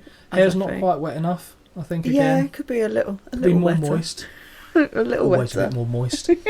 We see Edge humping the canvas as he enters. Weird. Which I don't like how I worded that at all. I'm incredibly interested to hear Holly's thoughts on Mr. K Quick in this era. So we know what you think of R-Truth now. Him. And honestly, I was so surprised. We'll get to it later in the match, but I know which bit you're talking about. I was so surprised, considering I only think I've really seen him beat R-Truth. Not even for that long, really. So I was like, it took me a while to realise it was actually him first. I was like, maybe it's just someone that looks like him. Yep. And then I was like, no shit, it is. Bloody loved it. Yep. That was great. That funky little tune was catchy, but it did annoy me he was wrestling in jeans. We know how I feel about wrestling in jeans. Yeah. So I'd forgotten that this match was on the show. I remembered a few of them. So I remembered the main event, I remember the last man standing match, and I remember the intergender one. All the others I couldn't remember. Yeah. So when I saw K Quick come out, I was like, this will be nice for Holly. I know you'll enjoy this. I was very happy. Also, before... I can't remember what order they all came out in, but right to censor, I mean, King literally says it after I thought it, and I was like, hang on, is this not the guy that had a hoe train? And then I was like... You mean the Good Father? Oh, I know him as the Godfather, right? Yeah, but when he went to right to censor, train. He became the Good Father. Oh, because I was sat there going, is it him? And then King literally says... like, where are the hose or something, or where's his hoe train? Yep. And I was like, oh shit, of course King would notice that, wouldn't he? I mean, someone says it. No, of course it's King. Do you think JR's saying, where's the hoe train? He does say something about hose. Behave yourself. He does. Yeah, of course he does. I said this has got chaos written all over it. Yeah, I didn't understand the logic of it, but never mind. I'll tell you what, Dudleys are popular. Yeah. Very, very popular. Yeah. And to give credit to the crowd, all night they were pretty good, I have to say. They were cheering when they should be in there making noise. Which is great of a crowd. To be honest, for wrestling, that's what you want them there for, because they can take away from the match as much as they can give to it. Devon's immediately double teamed by right to censor. Bull Buchanan nearly kicks Devon's head off his shoulders, which looks brutal, but very enjoyable at the same time. Not for Devon, I'm sure he'd have a very different take on that. Couple of hoe-free trains by the Good Father. Dudleys look like they hit a version of Total Elimination on the former Pimp. I don't quite remember seeing exactly how he ended up in a pile of shit on the floor, but based on how Bubba and Devon were lying, I think they were trying to hit a Total Elimination, which was total... so the Eliminators was a tag team from ECW, which the Dudleys would have worked with very briefly, I think. Right. Which was Perry Saturn and a man called John Cronus. Okay. John Cronus is no longer with us, but it was a very good finishing move. So they'd stand up a person in between them. Cronus, I believe, would swing his leg round the base, so he'd reverse leg sweep him. Yeah. And Perry Saturn would sweep his leg round the front. So as well as getting your legs taken out from behind you, you get the kick to the face. Oh. And when it's timed well, it looks really brutal. I see. This was not one of those instances of that move. Edge tags in and mocks the Dudleys, goes and goes, ooh, of course he does, with the, I don't quite know how to do it in the air, but like the OK sign is how I would do it. I think it's supposed to be for the glasses though, isn't it, to be honest. But Edge mocking the Dudleys, that was a win for me. Road Dogg and Bubba then do the Dusty Shuffle. So Dusty Rhodes, you know, the punch, dance, and then they decide to hit each other instead. Edge and Christian, who immediately dive for pins, which I thought was clever, worked, taking advantage of the moment. The crowd want tables, I think that's evident. Constantly. Which, honestly, I would if I saw the Dudleys. Yep. K-Quick in, and a weird double team elbow drop on Edge connects with him and Road Dogg, where they kind of... I don't know, I'd call it like a merry-go-round, I guess. Like almost, but they kind of do hands, the bro handshake. Yeah, and jump round. I did like it. It was odd, but because do you know what I think when I see Road Dogg? I think you've got street cred. Okay. I don't. Oh, okay. He looks a fool. He looks an absolute fool with K-Quick coming out getting rowdy with the New Age Outlaws. Fine, right? Because K-Quick, so Ron Killings, R-Truth, yes, genuinely does rap. As to how good it is, that's not really for me to comment because I haven't listened to any of it. I could probably take a guess as to how good it is, but he's been doing this stuff for years, so at least he's kind of involved in the field. And like when he used to come out with "What's Up," well, he still does, but singing it and what have you. Road Dogg with him, weird. Okay, it just doesn't seem good to me. I digress again. Then Quick flips out the corner, delivers a jumping psychic, spins, hits the floor, kip up, and into a jumping split. It was brilliant. Very athletic. Very athletic. But unnecessary, but very. There it is. Very for me, athletic. The athleticism needs to be for a purpose. I feel like I was very impressed because I compare it to now, and it reminded me a little bit of. Do you remember Reggie? Yes. It kind of is very similar vibes. He said it like he's dead. He's still there, isn't he? I don't know. He might have been let go. I don't know. But I was like, oh wow, like I loved it, but then it wasn't necessary, obviously. Bubba shouts at him, "What's all that crap?" Yes. And I have to agree. It was quite funny. I, again, enjoyed it, but it needs to serve a purpose. Mm-hmm. Edge and Christian work over K-Quick, who is certainly no longer feeling rowdy. I think that's established. No. Right to censor, tag back in, and now they work over K-Quick's shoulder. Bloody mouth for the rookie. He got busted somewhere along the line. I don't know what caused it. An errant fist. Yeah. Edge tags back in, but when he leaps from the second rope, Quick reverses with a neck breaker. Fine. Quick then goes for the tag, but Christian yanks Road Dogg off the apron, so Quick tags in the Dudleys instead. Which actually, at first this match was like, oh, hang on, you can tag anyone in. And I was like, that's so stupid. And then I thought, no, actually, this is clever. And I actually really enjoyed that bit of psychology. You want to tag your partner because you can't win unless you're in the match. Yeah. You've got options. Yeah. I thought it was good. Bubba's then on fire, wiping out Edge and Christian. Calls Christian a bitch before a back body drop, which was great. Now it fully breaks down. Yeah, I kind of lost track at this point, I'll be honest. I did my best, so let's see how I did. K-Quick launches over the top rope on right to censor, but gets caught, and then Goodfather delivers a shoulder breaker, so they were working over K-Quick's shoulder earlier in the match. Yeah. Road Dogg then double clotheslines right to censor. Stephen Richards. Oh, the guy that was walking like he'd had an accident. Yes, and then we saw what had happened, but I was like, why is he walking like that? But okay. It's just Stephen Richards. He used to briefly be good when he was in the Blue World Order in ECW, but ever since then he just doesn't come across well as a wrestler, I don't think, personally. There might be some fans of him out there somewhere. So Stephen Richards hits a super kick on Road Dogg, and the Dudleys hit "What's Up" on Edge in the ring. That's the face to crotch, isn't it? Yeah. There's quite a few of those. Oh, yeah. Devon gets the tables. Oh, sorry. Devon get the tables is roared with approval from the fans. And on commentary, we have JR. I think Bubba's got wood on his mind. Yeah. And then King goes, and Devon's got it in his hand. I'll be honest, fine with that. But I thought that was brilliant. Yep, fine with that. Very funny. Give them credit where credit's due. Well played. Love a euphemism when done correctly. So, Devon gets tables roared. Right to censor are dropped by the charging wood. So I obviously picked up on it then because I referred to it as wood instead of table. Dudleys then hit their Doomsday device on it. I say their Doomsday device, which is the Legion of Doom Road Warriors submission move, where someone's on the shoulders. They did it much safer than the Legion of Doom did it, but again, that's a story for another day. Do that to Edge, but Christian breaks up the pin. A really shit 3D on Buchanan because Bubba slightly misplaces where he should be. So he's under him. Yeah, so he kind of... That's probably a worse landing for Bull, to be fair. So he kind of drops head first on Bubba, which can't be pleasant. Devon then gets... Oh, sorry, no. Jumped ahead of myself again. And then the Goodfather actually gets hit with a good 3D. Yeah. What's up to Christian? Of course. Devon then wiped out by Stephen Richards because he's still there, unfortunately. As Bubba gets speared by Edge. Only a 2, though. Yeah. That would have done it now these days. Christian hits the unprettier on Bubba, and Edge makes the cover to become 4 times tag team champions. 4 times tag teams. That's a real tongue twister, that. Yeah. You were probably happy with the end result of that? Obviously. Edge and Christian walking away with the gold. Yep. And now we go backstage. I'm so bored of going backstage. It's the Attitude Era. It's what happens.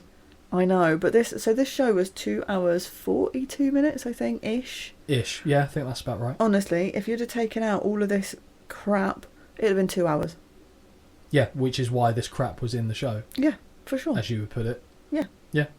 They've got to pad it out somehow. Yeah, but not like this. Well, I agree. I don't really want Stephanie McMahon. And in this segment, we just get Stephanie McMahon basically saying to Triple H, yeah, I'm worried, regurgitating the same story that she said to her dad.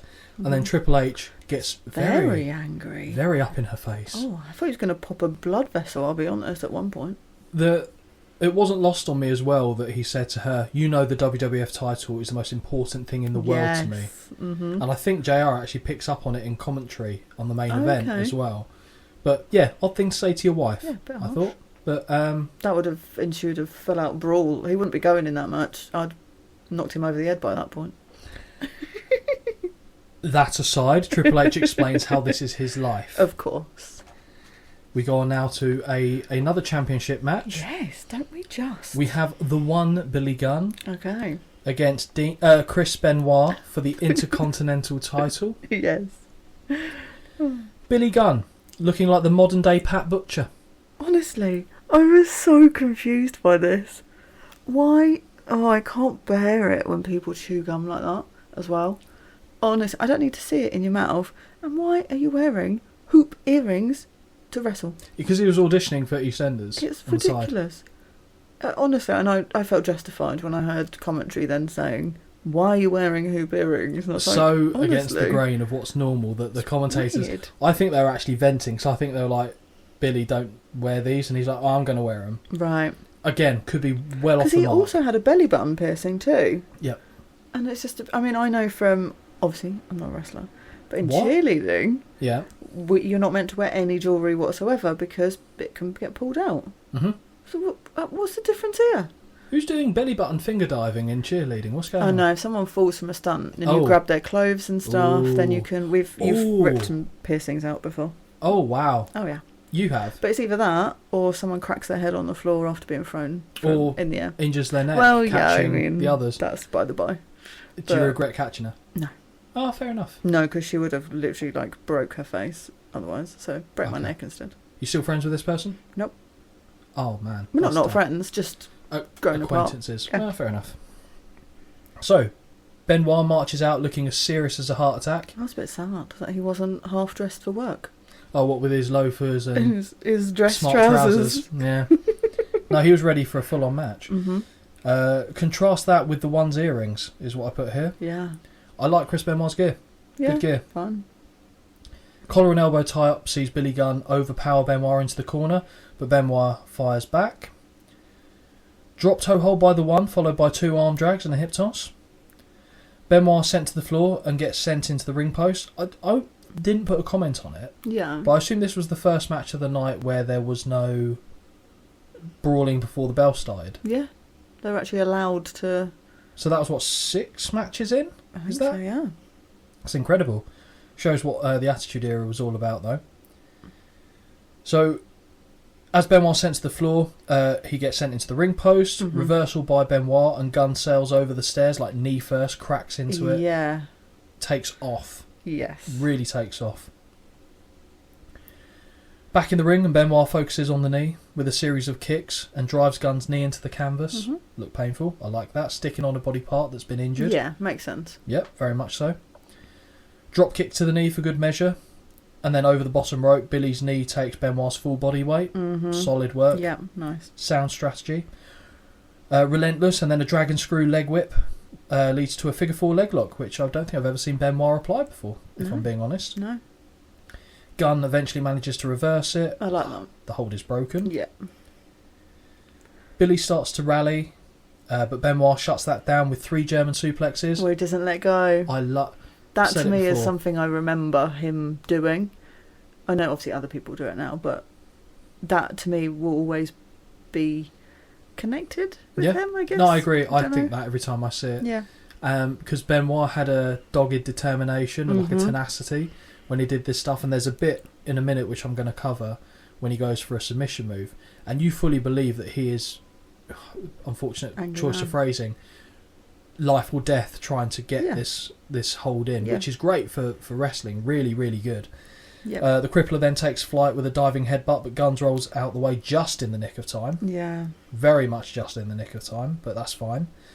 Very graceful power slam, an impressive press slam by the one Billy Gunn. Very impressive. Not a great jackhammer though.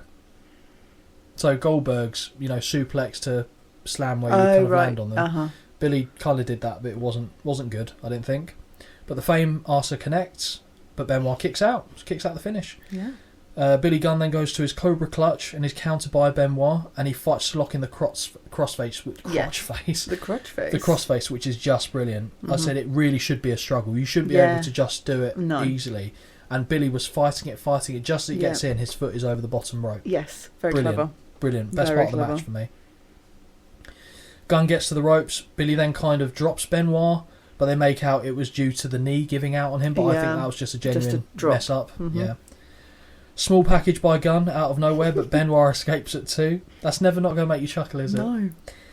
The crippler crossface this time is slapped on viciously, and Billy taps out instantly. That's great. Yeah. Because you could tell you believe that it is a move that. Why wouldn't you tap out straight away if it hurts? Because you could see Billy Gunn fighting like hell to not get in in the first place, because he knew what the outcome was going to be, and as soon as it's in, he taps out. We have a new Intercontinental Champion. Do you like the match? I actually really enjoyed that. And did you know? Here we go. Ages. Yep. Billy Gunn was 37. Yeah. That seems quite old, doesn't it? Yeah. Doesn't it? But he's 60 now. Yeah, that's so it kind of makes sense. Yeah. Because I doubted it. But Benoit was only 33. Yeah. I mean, it looked like he wasn't, but that's most people at that age. Again, this era, I suppose, didn't. 1 year younger than me. Oh dear. It's crazy, right? Mad. I do like to when I'm enjoying a match. Sometimes I do think, how old are you? How old? Let me. I quite like nose. This because I'm not thinking that. Yeah. Unless weirdly, I pick up on certain people like Wendy Richter from WrestleMania 1. Yeah. I just knew she was young and I wanted to fact check myself. We then go backstage once more to one of the more least offensive interviews, I thought. But we get JR interviewing his good friend Stone Cold Steve Austin. It's a nice dynamic. I would have enjoyed it had I not heard an hour of backstage jibber jabber already. Yep, that's fair. Fair comment, especially from the American Deadass. Because he had like that felt like that 15 minutes. That was very, very long. It wasn't. I know it wasn't, but it felt it. Yeah. JR says he woke up worried about Stone Cold being in this match.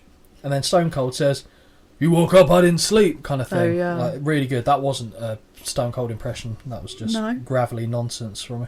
Well, goddamn, son. There you go. That's good. A bit better into it. And said he's just been focused on his coffee and energy drinks, which would lead me to a story for WrestleMania 19, but I'll save it until we get to WrestleMania 19. Oh, Jesus. It's a long way off. Oh, it's a long time coming, but I will remember that story for sure. Stone Cold says he's just entirely focused on winning the WWF title, bringing it home. That was fairly short, okay. Yeah. Good promo. Yeah, fine. Now we go to the unquestionable toilet I say coffee break there. Beer run match. Absolutely. Of the show. We've got Molly Holly versus Trish Stratus versus Ivory for the WWF Women's title. Yep. Molly Holly, I've got to be careful I word this, looks incredible. Stunning. And so pretty. Is leagues above Trish Stratus, if you ask me. So pretty and clothed. Yeah. But she came on and I was like, I have never I've known she's pretty, but I was like, wow, she's naturally pretty. I'm not saying she maybe hasn't had some enhancements. I don't know. Face, whatever, subtle. I don't know. Really pretty. Yeah, I thought that, and I'm looking at it now, going, I'd pick her every day of the week over Trish Stratus. Every day. And even now when you see her, she just seems like such a nice person. She's a girlfriend material, someone you bring home to your parents, isn't it? True. Then we've got, so like I said, Molly Holly, Trish Stratus and Ivory. I said, sadly, I know this is the toilet break beer run match, given who was involved and where this was in their respective careers, because Trish wasn't at the level to be able to No, I did wonder when she came out, I was like, oh, how far are we into, like, Trish's career, effectively, I suppose, here? Well, but I saw what shoes she was wearing, and I was like, no. Okay, so to put it in perspective, because we saw the show where she won her first ever women's title, and this wasn't long after she started to get fairly okay at wrestling, and that was 11 months after this. Right, I see. Molly starts fast by targeting Trish and drives her head into the canvas repeatedly. Then Molly hits chops in the corner, no hand licking required, so Trish isn't taking lessons from her on this. Trish reverses and hits a monkey flip that Molly lands perfectly right into an ivory clothesline. Really good. The fact, because Molly Holly looked like she was mid-stride as she landed, as she gets levelled by Ivory. I genuinely thought that was really, really nice. Ivory and Trish go to double team Molly, but she ducks the double clothesline and hits a drop kick to both women, dropping them down. Small package on Trish, but Ivory breaks it up. Molly with a backslide on Ivory, but Trish breaks it up. Double suplex on Molly, and the heels high five before Ivory blindsides Trish. Absolutely. Yeah, because they can't be friends. No. You've got to be clever about this. This is the moment which I referenced to you of how awkward it can be when it comes to positioning. Oh. So, really awkward confrontation between Ivory and Trish as they find a reason to walk from one corner of the ring to the other, so Molly can land a double crossbody.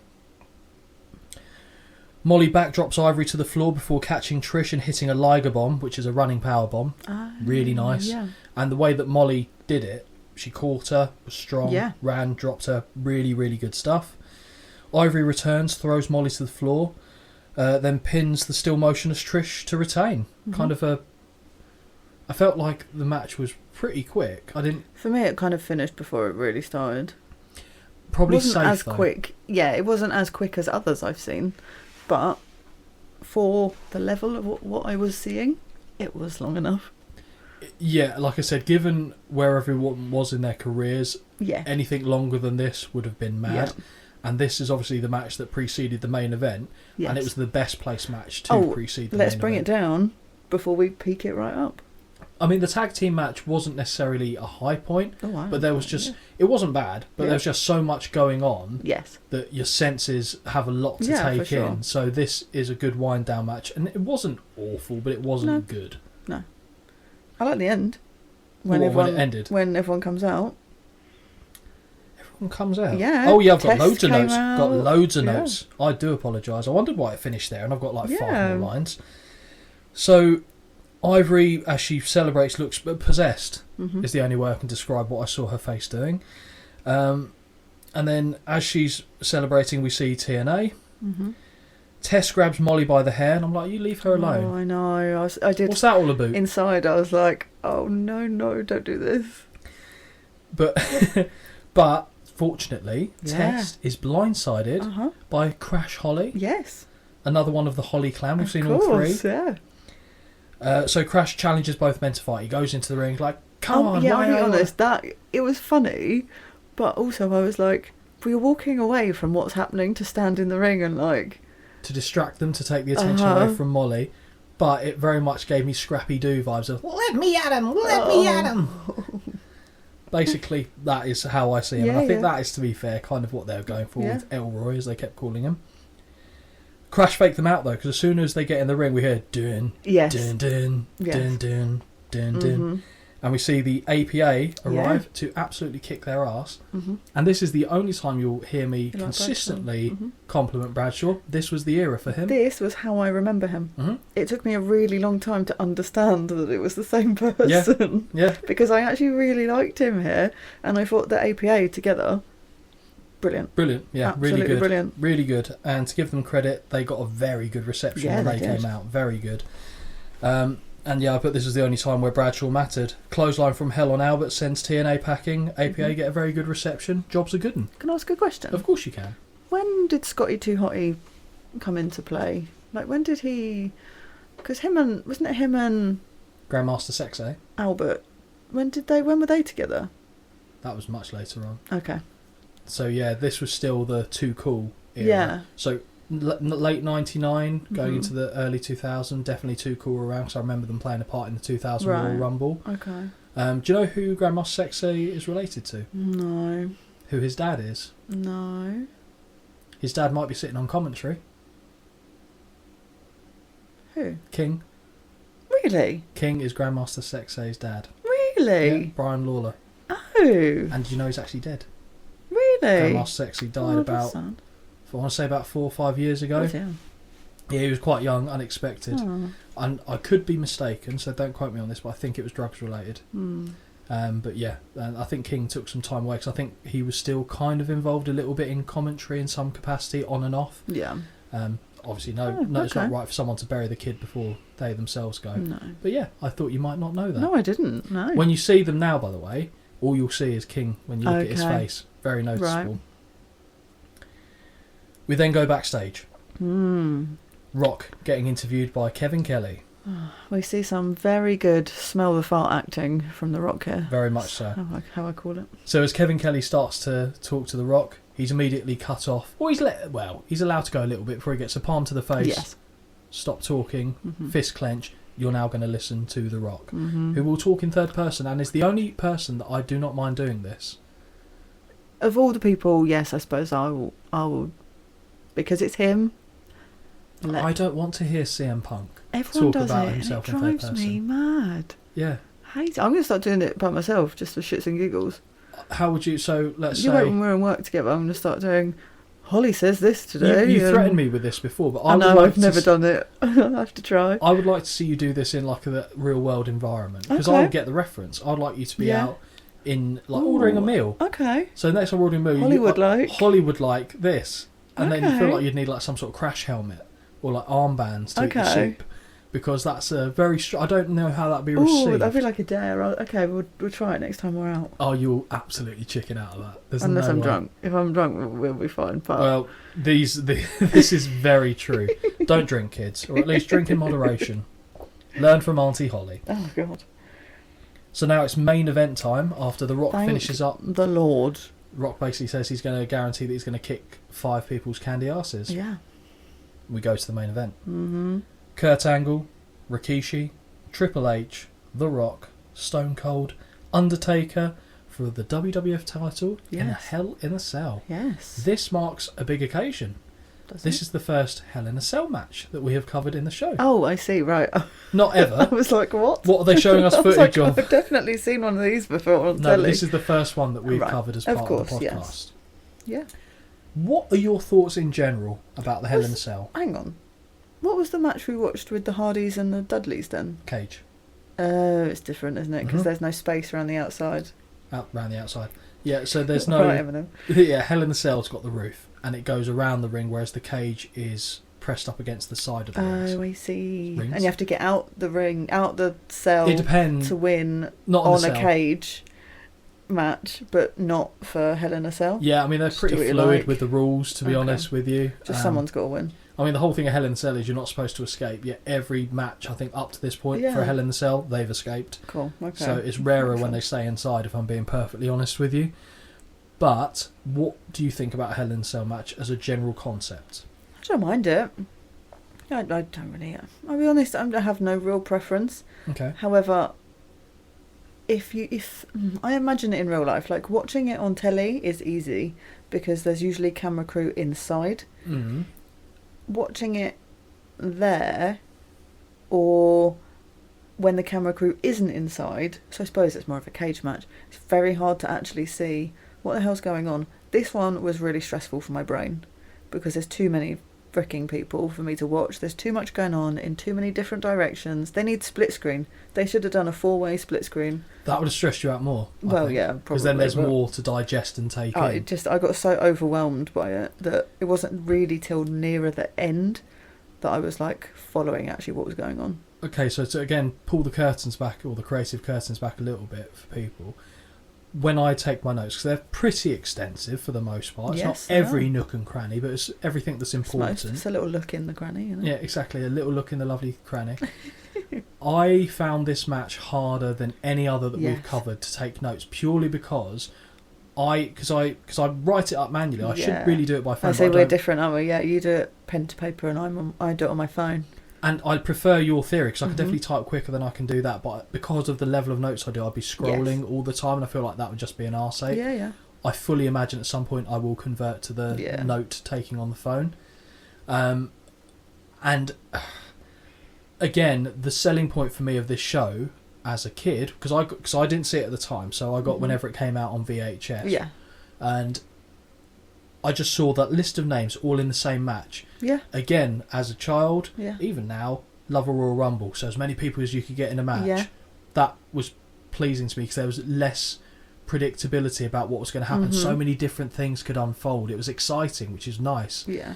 And anytime The Rock was going for the title, Okay. I was a Rock fanboy. Of course. There's no getting away from that. Most people my age were Stone Cold.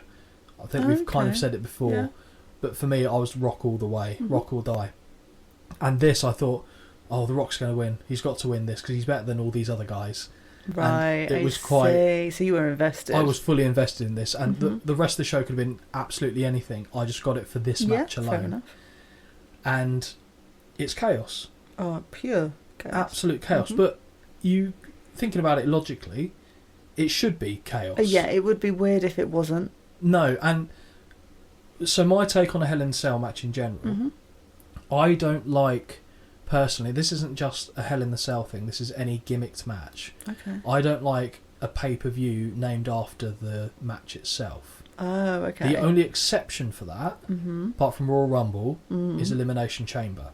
Because you know that's coming just before. The environment is, this is your opportunity to get a headline slot at WrestleMania. So you don't like the ones that are called Hell in a Cell? TLC. Yeah. For me, it needs to be a logical justification to culminate in that type of match. Okay. We can't have any two bastards going into a Hell in a Cell match because it needs to be a finale. It needs to end something. And I think, without speaking out of turn, Sasha Banks and Charlotte Flair, during their rivalry, one of the matches we covered, they had a Hell in the Cell match, and I don't think that culminated it. Yeah. I think they had X number of matches after that. What's the point of Hell in a Cell? That should be the finish. Exactly, and it's the only type of, well, not the only type, but one of the few matches where I think blood is a good addition. It doesn't have to be copious amounts. No, that was enough. But threaten that as a possibility. Also, to me, that would be natural. I freaking cut myself on the regular just being clumsy, let alone if I'm being thrown around in a cage. Especially with chair shots and everything. And you'd kind of expect it, wouldn't you, really? 100%. And I'm going to open up with the game portion of the evening. Yeah. It is, you tell me, because I believe there are 5 instances of blading in this match. I knew this was going to bloody come up. And I've written down every time I'm not to sound arrogant, I'm pretty sure I caught every instance where someone did it. Oh, really? Yes. Brilliant. And you knew I wouldn't have a freaking clue. No, so I want you to shout out. And every time you shout out, okay, don't get me wrong, after every point you can't shout out Blade. Oh, damn it. Because you'll get them. Oh, there'll be so many that I'll miss. But, okay, I'll give you 3 wrongs as well. Okay. So you're allowed to say it incorrectly 3 times. See how many of them you actually get. Game over. So we'll count your score at the end. So 5 is your maximum score. God. You get 3 wrongs. Okay. It doesn't refresh after every time you guess one right. Oh God. So this will be the fun game. This will be awful. No, I think it'll be fun. Okay. So we see the cell lower, and we get the flashing lights and the ominous music. Yeah. Foreboding. I like it. Sets the scene nicely. And what do you think of this version of Triple H's music? You know what?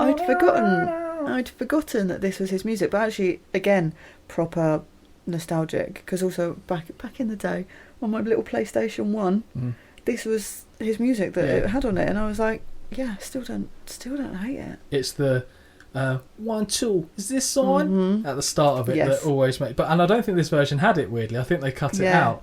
But that's what makes me think of that one every time. God, Rikishi is underwhelming in this group.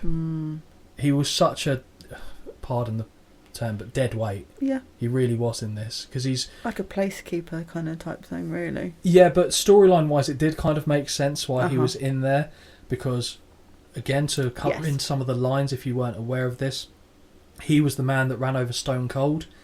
So Stone Cold legitimately needed time out because of his neck. So the storyline was, and I believe this was in Brian Gerwitz's book. So Brian Gerwitz was a writer for WWE for many years. Got on really well with The Rock and helped The Rock with a lot of his promos. Oh, nice. And Brian basically said they wrote the story of Stone Cold getting run over just so they could get him off screen. Oh, I see. They didn't have the end destination of that storyline in place, which is mad when you think about it. They just needed to get him off telly, really. And that was the logical way they did it, but they didn't have any reason for someone to do it.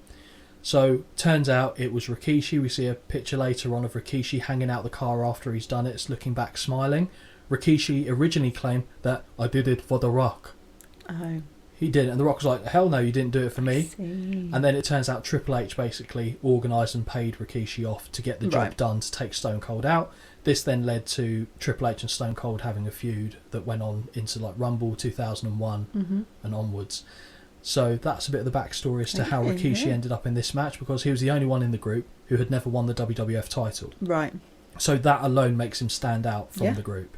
Granted, I think Kurt Angle had only held it once, but he's still currently holding it. Yeah. So that's fine. Okay. Rikishi wants to get at Angle for the cheap shot on SmackDown. I actually thought that was pretty good by Rikishi. So we see Angle come in, and Rikishi's clearly like going, "I'm going," and they've got like an army of refs. Yeah, I know. Standing between Rikishi, and to be fair, from what I've seen, like when he gets interviewed, he seems like quite a jovial, nice guy. But when he's got a serious face on, give the man credit. I wouldn't fuck with him. Absolutely not a chance. No. Not a chance. Undertaker with the banger of an entrance song. I know. I've admitted this to you before. I know it's a song. I know it is. But there's no bike. But he doesn't come out with a bike. It looks dumb. It looked odd. Keep rolling, and all he's doing is rolling his shoulders. That's the only thing that's rolling when he comes out. It was a bit odd. It's not good. But again, I agree. I like the song for him. The Rock comes out like an absolute Donny and gets a massive reaction. Of course he does. Massive reaction. And then Austin lights the fuse as the arena explodes. Yeah. Austin comes out and you just hear the the guttural manly cheer, which is great. You don't really get that these days, or certainly not often, whereas Austin hit that pretty much any time he came out. Even now he gets it. He goes right for Kurt. So Kurt is the only man who hadn't walked into the cell to start things off. He was off to the side. Yeah, he didn't go in, did he? No, for ages. He was gauging, I assume, what to do with it. Stone Cold just goes, here, son, and goes straight for him. Yeah. They go into the cage. All kicks off. Absolutely. We notice early doors. Well, no, early doors is fine. That they're pairing off. Yes. So it's not all 6 men wild brawl. And also, they're taking it in turns to two are in the ring. Yeah. Switch it round. Yeah. So as Kurt Angle then stumbles his way into the cage, we've got Triple H meeting Austin at the door, and Austin immediately starts throwing heavy right hands. Yeah. I put this one will be chaos. Yes. And the amount of times I paused during this match to bring myself up to speed with I notes. had to stop just to chill for like literally about 10 seconds it's every now and again. It's not a short match either. It's like a 40 plus, well, including entrances. Including it, yeah. It's definitely around the 40 minutes. Like hands to each other, probably not, but no, it's probably close to 35, maybe 30. The faces all start really strong. So Taker's beating on Angle, The Rock is attacking Rikishi. Yeah. The faces got the early upper hand. The fans are chanting Rocky. Yeah. And the man himself uses a camera cable to choke Rikishi until Rikishi reverses it, starts choking him. Clever. Rock clearly talking to Big Kish in the ring. Oh, yeah. And hits a very springy diving clothesline at the Big Samoan. And then that's where I said the match pattern seems to be 4 men on the outside, 2 in the ring, take it in turns. Now it's Triple H and Stone Cold's turn to come into the ring. Yes. Face buster by the game, but Austin hits a Luthez press and right hands. Ooh. Do you know who Luthez is? No. So Luthez is the blueprint of what a NWA heavyweight champion was. So I've mentioned the NWA as a promotion back in the day. He was of the era where he could... So the NWA focused at the time on people who had legitimate backgrounds, who could actually, if they were challenged to a fight or a match with someone, could out-wrestle whoever was challenging them. Okay. Luthez was of that school. He was champion for a number of years, and his finishing move was this. Oh, so it was the press jump, and they call it the Luthez press in recognition of him. So that's where that comes from. Flying knee by Triple H before he wraps Austin's legs around the ring post, and we hear Austin say, "Oh shit!" as he gets hit. Is that an impression? Yeah. That was, you heard the goddamn son, you got all this stuff. I just can't do that. Oh, yeah. Oh, no. That's not bad. Not bad, yeah. Something to work on. You guys are in for a treat with all these horrendous impressions I'm going to be doing from now that I've got a green light. A Samoan drop by The Rock on Angle. Triple H hits a suplex to Austin on the floor. It's the smack sound of that. Yes. It does sound nice. It's nice, but it's like a nasty. Oh. Yeah, and I do that kind of. Yeah. It's the intake of breath. Very much what you want from these matches. You don't want to watch it and be like, oh yeah, cool. Yeah, I agree. Yeah. Really like this. Angle with a baseball slide drop kick sends Rikishi into the cell. Mm-hmm. And then Angle goes over to him and says, "You alright?" Yeah. Before he slams his head into the steel steps. Like, we can hear. It's because the cameramen are so close to them. Yeah, true. They're in there with them, aren't they? Really, very close. As you see when one or two of them get clattered out of the way. Yes. Austin levels Triple H with a clothesline before using the mesh as a cheese grater. Blade. 1. Is that right? Yeah. Awesome. Hunter Blades. It looked good though. Yes. Especially as he does it on every fucking wall. Not there yet. He does that later. Sorry. No, that's fine. Austin... Oh, no, sorry. Yeah, the next line I've got is Austin does a further lap, grating Triple H's face around the entire cage, and the cameramen are having to dive and duck all over the gaff. Rikishi then drops a tree trunk leg on the back of Austin's neck as he enters the ring. I thought that was good. Mm-hmm. So Austin slides under the bottom rope. Rikishi drops his big old sausage meat on the back of his head. Cool. Triple H then hits a pedigree on Rikishi, so the alliance is definitely not a thing. Yes. But The Rock prevents the 3. Rock with the DDT on the game. Mm-hmm. Olympic slam on The Rock. Yeah, this was like a 1 in, 1 out, 1 in, 1 out. I was like, oh my god, what is going on? Stone Cold quickly hits the stunner on Angle. Chokeslam by Taker to Austin. Mm-hmm. And 5 finishers have been hit in a row now at this point. Now they can have a little breather though. Yes. Good pause for everyone to gather their thoughts. As much for the fans as the guys in the ring. For sure. Taker sends the game into every cell wall face first. Triple H is bumping for their business. Back in the ring, Austin drops Rikishi with a clothesline. Inexplicably then, we get Vince McMahon appearing with the Stooges. Mm-hmm. And they're on the bed of the wood chip truck we saw earlier. Yes, which brought back all the memories that I thought I'd forgotten. Okay, so you remember the big moment from this match? Okay. As soon as I saw the truck come in, I went, it's this one. Yep. Yep. So they attach the door to the back of the truck. It drives off, rips it clean off its hinges. Yeah. Now the door's wide open. This, for me, took far too much time than I think it was meant to. Yeah. Because it also detracted, because I thought nothing's going on in the ring right now. Mm-hmm. And then I looked past it and I was like, no, shit is still going on and we're not seeing it because the camera's focused on this bullshit. Well, let me do a logic check for you here. Oh, okay. And this is what I put. So Vince's logic is, I want to stop this match. Yes. By any means necessary, for the safety of the wrestlers. Mm. So his solution for that is to save the wrestlers getting hurt. The proposed fix is to collapse it on them and the fans around them. Because he then, like I said, tries to attach it to the wall, pull the whole thing down. That'll kill a motherfucker. Mm-hmm. What? No logic. I know. No logic. I know, it annoyed me. Like I said, not only putting the wrestlers in harm's way, everyone else who's in radius of that. Mick Foley then appears and hits Briscoe and Patterson. Yeah. Mick arranges for Vince to be escorted out of the building, which I thought was a lovely little touch. Yeah. Because Vince McMahon, while he owns the company, which he is pleading his case for, as he is taken away, doesn't own the arena. True. So in theory, Mick Foley booked the arena. Oh, yeah. Storyline-wise, so he can tell the security who to take in and out. Yeah. Triple H goes to walk off. So he's just... So for someone... This is the most important thing. As he said earlier, in Triple H's life, which I think is where they kind of mentioned it in the commentary, he just goes to leave. Yeah. And Austin blindsides him, clothesline to the back of the head. That was very confusing. Yeah. So... You care about this more than anything in the world, but you're just going to sack it off. Well, I think he just wants to stretch his legs, to be honest. Maybe he's claustrophobic in Hell in the Cell, I don't know. They brawl to the... I can only call it the scrap heap. Oh, where all those cars and stuff Battered motors. Yeah, yeah. It's quite a nice visual, actually, because it looks like post-apocalyptic, which I think is the vibe they were going for. Triple H gets luzzed with a camera when he's up there. Yes, okay, so I do get to that. So... In fact, it's the next thing. So as they brawl to the scrap heap, Austin uses a camera and swings it into Triple H, who takes it right in the knee. Doesn't he just? And then when he lands on the roof of the car, you hear the crack of, I assume, the glass that was on top of there. Now, all the cars round here, unless I'm mistaken, they weren't movie theatre glass. They were actual, like... It wasn't stunt glass. Just actual cars. Actual cars that were being used. Heaped. Yes. Right. And I think you can tell that by how some of them hit it. Yeah, some of them are heavy, like... Yep. As in, when they hit them, you kind of... They don't react for a little while because they're probably going, like, fucking up. Yep. So at this point, you notice that all 6 men are actually outside the cell now. Oh yeah, they're all coming to the demolition derby area. Very much so. Austin sent face first through the passenger's window. Right.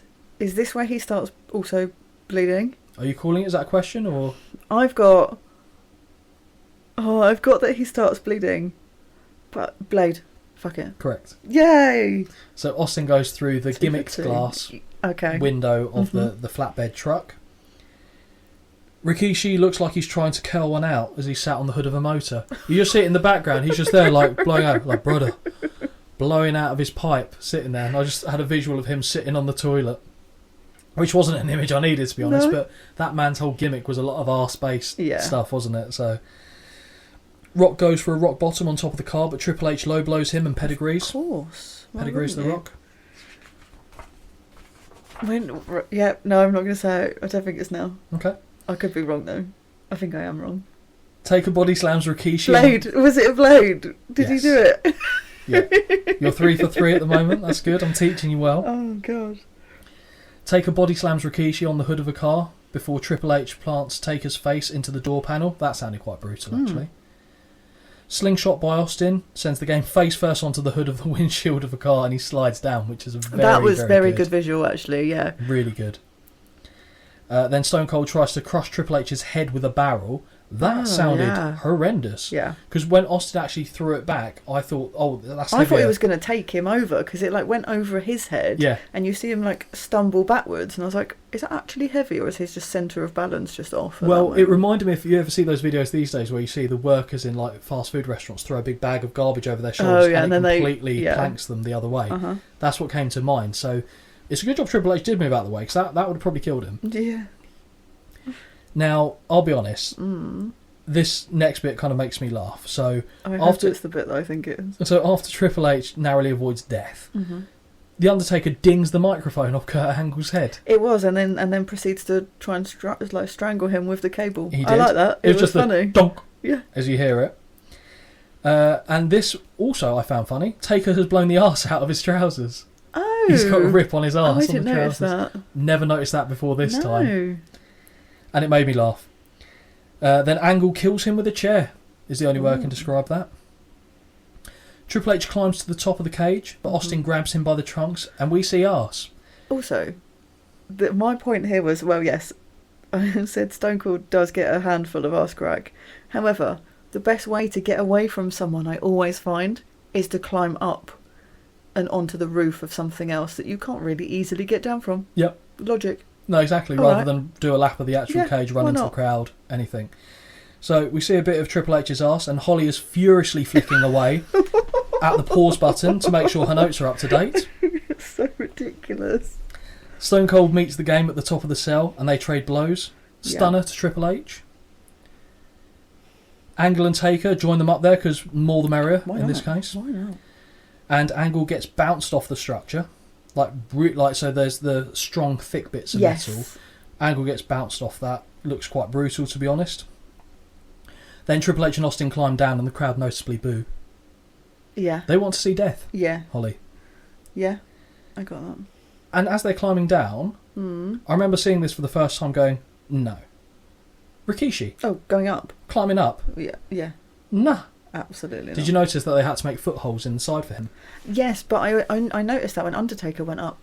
Yes. Because he had they were there, that he obviously used one or two of them, I think. Yeah, but I believe this was actually the structure that they used. It was the same Hell in the Cell as what they used before. And so I think a lot of this stuff was from damage that was previously done. Because I remember, I might be mistaken, but I think specifically with Shawn Michaels, I vaguely remember him trying to kick holes in so he could get purchase as he climbed it. Yeah.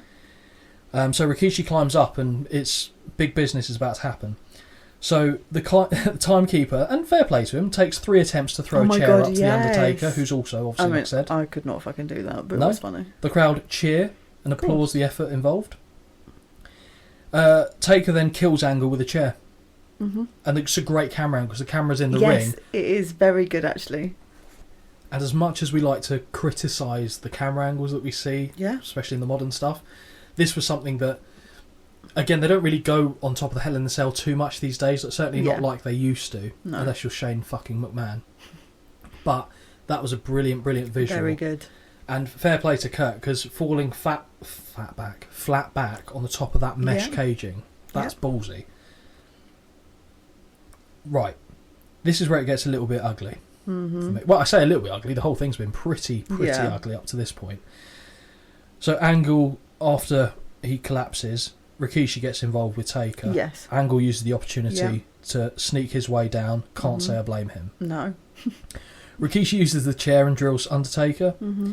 Angle uses the time to climb down, as I've said. Taker hits right hands that stagger Big Quiche to the precipice of death.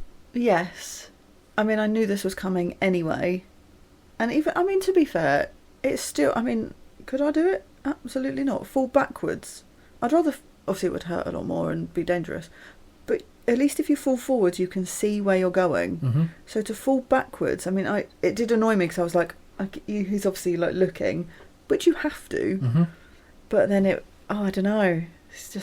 It's still fucking impressive to just have that trust that you're actually in the right place. Undertaker grabs him by the throat. Mm-hmm. Not really a choke slam. No. Shoves him, and Big Quiche goes for the ride, and it's a really good camera shot. Yeah. Far back in the bleachers. Yes, looking very down, good. And you can see the crowd. You can sense it's coming because, as you said, Rikishi's looking back at the edge as he's going. But I think everyone in the crowd is genuinely thinking, no, he's not going to go off. Yeah, of course. But then they think maybe the Undertaker's going to go off. So when Rikishi goes off, I do think that was actually quite a surprise for the crowd. The men in the ring just look on in shock, and that's great. Like, so you see Rikishi hit the flatbed. Commentators are going absolutely insane. Yeah. And you go to Stone Cold and The Rock, and The Rock's wide-eyed. Yeah. Stone Cold's kind of looking face stunned. Was absolutely brilliant, I'll be honest. That made the moment for me. Really made the moment. Really so good. Even the wrestlers were kind of like, oh, shit. Yeah. I don't know. Good. I assumed that they knew this was going to happen. Obviously, Rikishi and Undertaker knew this was going to happen. I don't know they necessarily. Might have seen like a practice run or anything, maybe. I don't think they did a practice run of it. That's one of the things you kind of have to do. Because I think if you do it once, you could get in your own head about it. Oh, I would talk myself out of it. I wouldn't do it. I'm an absolute pussy. There's no chance I'd do that. And then finally we get to see The Rock and Stone Cold face off. So the whole match they've avoided each other. And the crowd they want this. They want this. Absolutely loved it. Do you think they're the greatest rivalry in the Attitude Era? Oh God, I don't. There's two. I don't really know. I think there's an argument of two. I don't know. So for me, it's either this or Stone Cold and Vince McMahon. Oh yeah, that's true. If you're talking about purely, but they're two different. Like they're different rivalries. Yeah, aren't they, really. But it's the working man against the authority figure, or it's the two top wrestlers of their era. Yeah.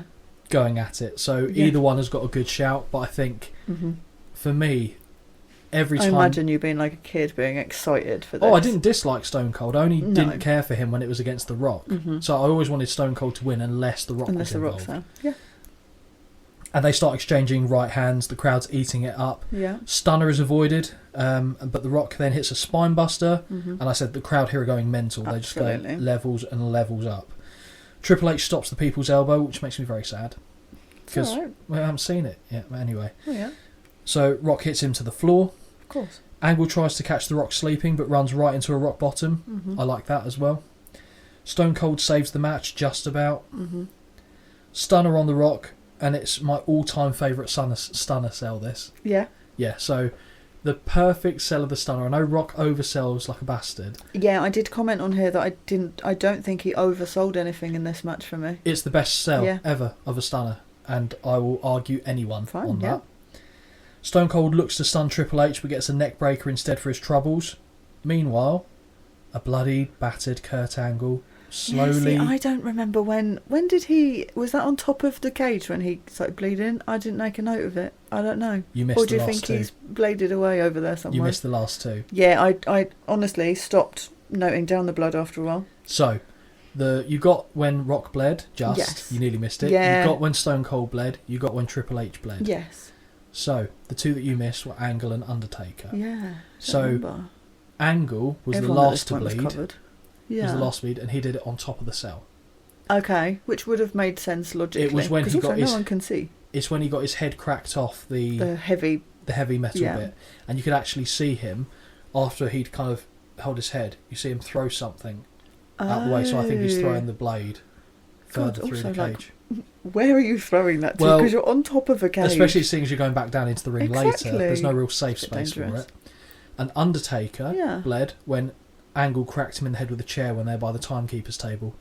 Oh, over there. Mm-hmm. So 3 of 5, Holly. Yeah, I don't think that's too bad. No, I think that's pretty good. I think I got like the bloodiest one. Yeah, I think you were just going to start shouting Blade just randomly. And no, I did. My notes just everyone was bleeding at that point apart from Rikishi, and I just lost track of... Rikishi's having a nice little sleep, so I got very... Doing the spasm thing. Yeah, every now and again. So Angle, battered, bloodied, but still going, crawls his way across, hand across the Rock's chest, and that is how Kurt defends his title. Referee counts 3. I thought that was a brilliant finish. Yes. Because I didn't see it coming. Yes. So you wouldn't have known who won this match, I assume. No. So I thought the Rock was going to win when he managed to, because he had that momentum going. He really did. And then he threw off his elbow pad into the cage. Yeah. And then I was like, oh, maybe he wins this. He hits the rock bottom. I thought it was brilliant. He hits the rock bottom and Angle. I was like, he's going to pin Angle. Yes. He's going to win the title. Exactly. It's like he got hit by a stunner. I went, oh, that's weird. How's he getting... As a kid, my brain's going, okay, so he's got hit by the stunner, but he's going to come back and he'll win the match. And then I was like, okay, Stone Cold's going to hit it on Triple H. Okay, oh no, Stone Cold's down. What's Angle doing? No. Yeah. No. It was a sneaky finish, but it worked. So as a kid... This made me hate Kurt Angle. Yeah, of course. I thought he was a chicken shit. Mm-hmm. And I was so angry because not only did The Rock not win the match, The Rock was the one that was pinned in the match. That makes a difference. And even then I remember thinking, why the fuck was Rikishi not the one to lose? Okay. Because he, even as a... how old would I have been? 11? Going on 12? I remember thinking Rikishi's just not on this level. Yeah. Obviously, I didn't know he was going to get thrown off the top of the cage like a sack of shit. But I remember being so genuinely upset that The Rock was the one that was on the losing end of that. Yeah. And I felt like it was almost, you know how when you... Well, it's probably more of a stereotypical guy thing, but anyone who supports a team of any sport, when they're having conversation and banter with their mates who prefer other teams, that was like me going in after Man United had just lost like a cup final. Yeah. Because this was... All my mates were Stone Cold fans as well. See, so granted, he didn't win, but they knew The Rock was the one that lost. Yeah, exactly. So, yeah. That brings us to the end of the proceedings in the show, kind of, because Angle just about celebrating, lift the title up, Stone Cold Stunner, Stone Cold's music plays. Yeah. Don't like that. I wouldn't have wanted The Rock to do that. No. Didn't like it. It worked for Stone Cold's character, but also I was a bit like, let's let his music play out. Let's not have you be the kind of focus of how this finishes. Yes, and that was the issue. It wasn't even that he hit the stunner. No. It was the music stopping. Yeah. Why is your music queued up? So who knew that you were going to stun? There's too many flaws in that whole procedure. It would have still really worked if they just kept Kurt Angle's music going. He does what he does and walks off. One visual that they did do well on is that they kind of showed the catastrophe and the devastation that was everywhere. Yes. All men down in all positions. Yeah. Rikishi's all obviously dead. Taker's lying on top of the cell still. Triple H. He's waiting until they stop filming to get down. I'd want a ladder. Everyone, even Stone Cold, who hit the Stone Cold Stunner on Angle at the end, is still down, lying, touching his head. And that's just kind of how the show ends. It's a good visual because you'd imagine that after everything they've been through, they're all exhausted, they're done. What do you think of this match? Oh, I enjoyed it. I did actually enjoy it. It was just a little bit chaotic for me, but then I also think if I hadn't have been trying to take notes, I probably wouldn't have not cared, because that's not true, but I wouldn't have found it as stressful as I did. It does give a different perspective when you're going in for the purpose of analysis. 100%, rather than just watching. I did like it. I thought it was actually a great way to finish. What was your match of the night? Ooh, that's so hard. I know what the answer is. That's so hard. I really enjoyed the four team tag. I really did. This was good, but it's not my match of the night because I really struggle with the visual sometimes, and it's gave a bit more than I needed. If I'm looking at it from a technical perspective, the best one for me was probably Benoit and Billy Gunn. Yes. But for when you add the implications of everything in the spectacle of it, I can't look beyond the main event. Oh, yeah. But if I'm looking from a technical standpoint, I mean, Benoit's always got a good shout when it's a technical match that he's going to do well. And I like the finish of that one as well, but I'll give it to the main event. Yeah.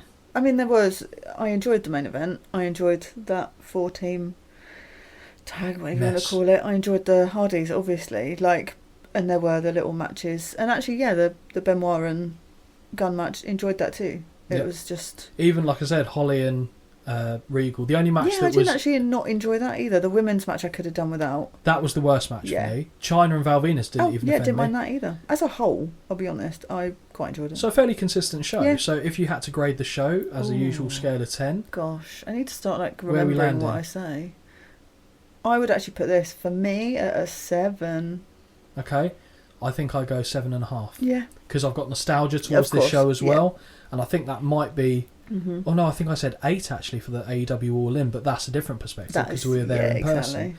But this is probably one of the higher end shows that I've seen because there was nothing apart from the women's match, and that was over quick enough that I wasn't phased, and it wasn't awful. No, it wasn't horrendous. But I think 7.5 for 10 out of 10 for me. In the main event though, I could have done with a few more people wearing a different colour. I'll be honest. Well, thankfully they all look very different, but 3 of them come out in black pants. Apart from Angle, they're all wearing black. Yeah.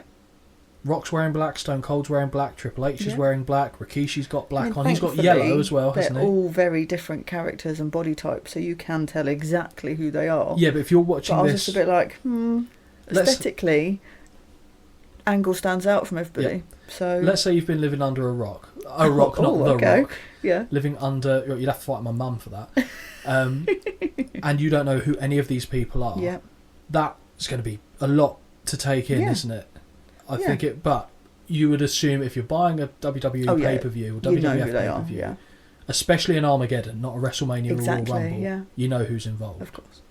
So, I thought overall it was a pretty good show. Good. One of the... Even though this felt like an absolute marathon to write all the notes down, we've done it in a fairly concise fashion by our usual standards, just over the 2 hours at the moment. We still I think it's because of all that backstage shite, I'll be honest. Because we kind of drifted through. They could have got it. rid of that and put another match in. But we did segues as well. We talked about the XFL, we talked about Vince McMahon and his shenanigans. Yeah. Yeah. Oh, how do you feel about Laurinaitis? I didn't mention that earlier. Oh, stop. Because he's getting Papa Bella. Not getting involved. No, don't want to get dragged into that? All right. I don't read it. I can't read it. As I said, I'd lose my social life if I end up looking at that stuff all the time. Well, good job that you mentioned social life. That's a lovely little segue. If only that was intentional. To talk about the pod socials. We've been doing pretty well on some of that recently. Yeah, I'm very impressed. On YouTube today, I think we crashed over 200 subscribers. Yeah, that's crazy. For us, given that we only started the podcast in mid-late October. Yeah. And I know that getting subscribers on YouTube, especially in the early days, is really tough because you don't have the audience there to take in what you've got to offer. And it's nice to see that. I think we're safe to say we're punching above our weight in the success rate of the videos. Freaking-lutely. We've had a few that, like the shorts specifically. So again, I've given credit a lot on the show, but Jamie's doing really well my God, yeah. on that end of stuff, and we're very appreciative of it. But can you share the socials with the dear listeners, please? So our email address remains the same. If anyone would like to actually give us a show to watch, that'd be quite nice. wintwicepod@gmail.com. So Instagram, TikTok and YouTube are all the same, wintwicepod. And I mean, I definitely will get better at the Instagram, shall we say. To be fair to Holly, so Holly always posts the actual shows when they go live, so my job is uploading the podcast after it's been briefly edited. I mean, fortunately, to be honest, there really isn't a lot of editing. I don't take out any errors. We just jabber on and that's it. Yeah, because that's the idea of it. It's not supposed to be a polished and really pristine. Thank God for that, eh? Well, no, but it's not a sanitised, soulless thing. The whole point is it's got some of our personalities in here. So I'm in charge of uploading the full podcast onto those platforms. And that is a job you shall always have, because I shall not do that. That's fine. So Jamie obviously does a lot of the YouTube stuff and TikTok as well. Yeah. And Holly's in charge of Instagram, so I need to send you the videos. I have the cushtiest job out of everybody, shall we say. And yet it was your idea. Mention this again. Yeah, that's fair. Silly. Delegating. I respect it. Thank you. So yeah, hopefully you've all enjoyed this show. The next episode will be, I think, is being recorded on Sunday.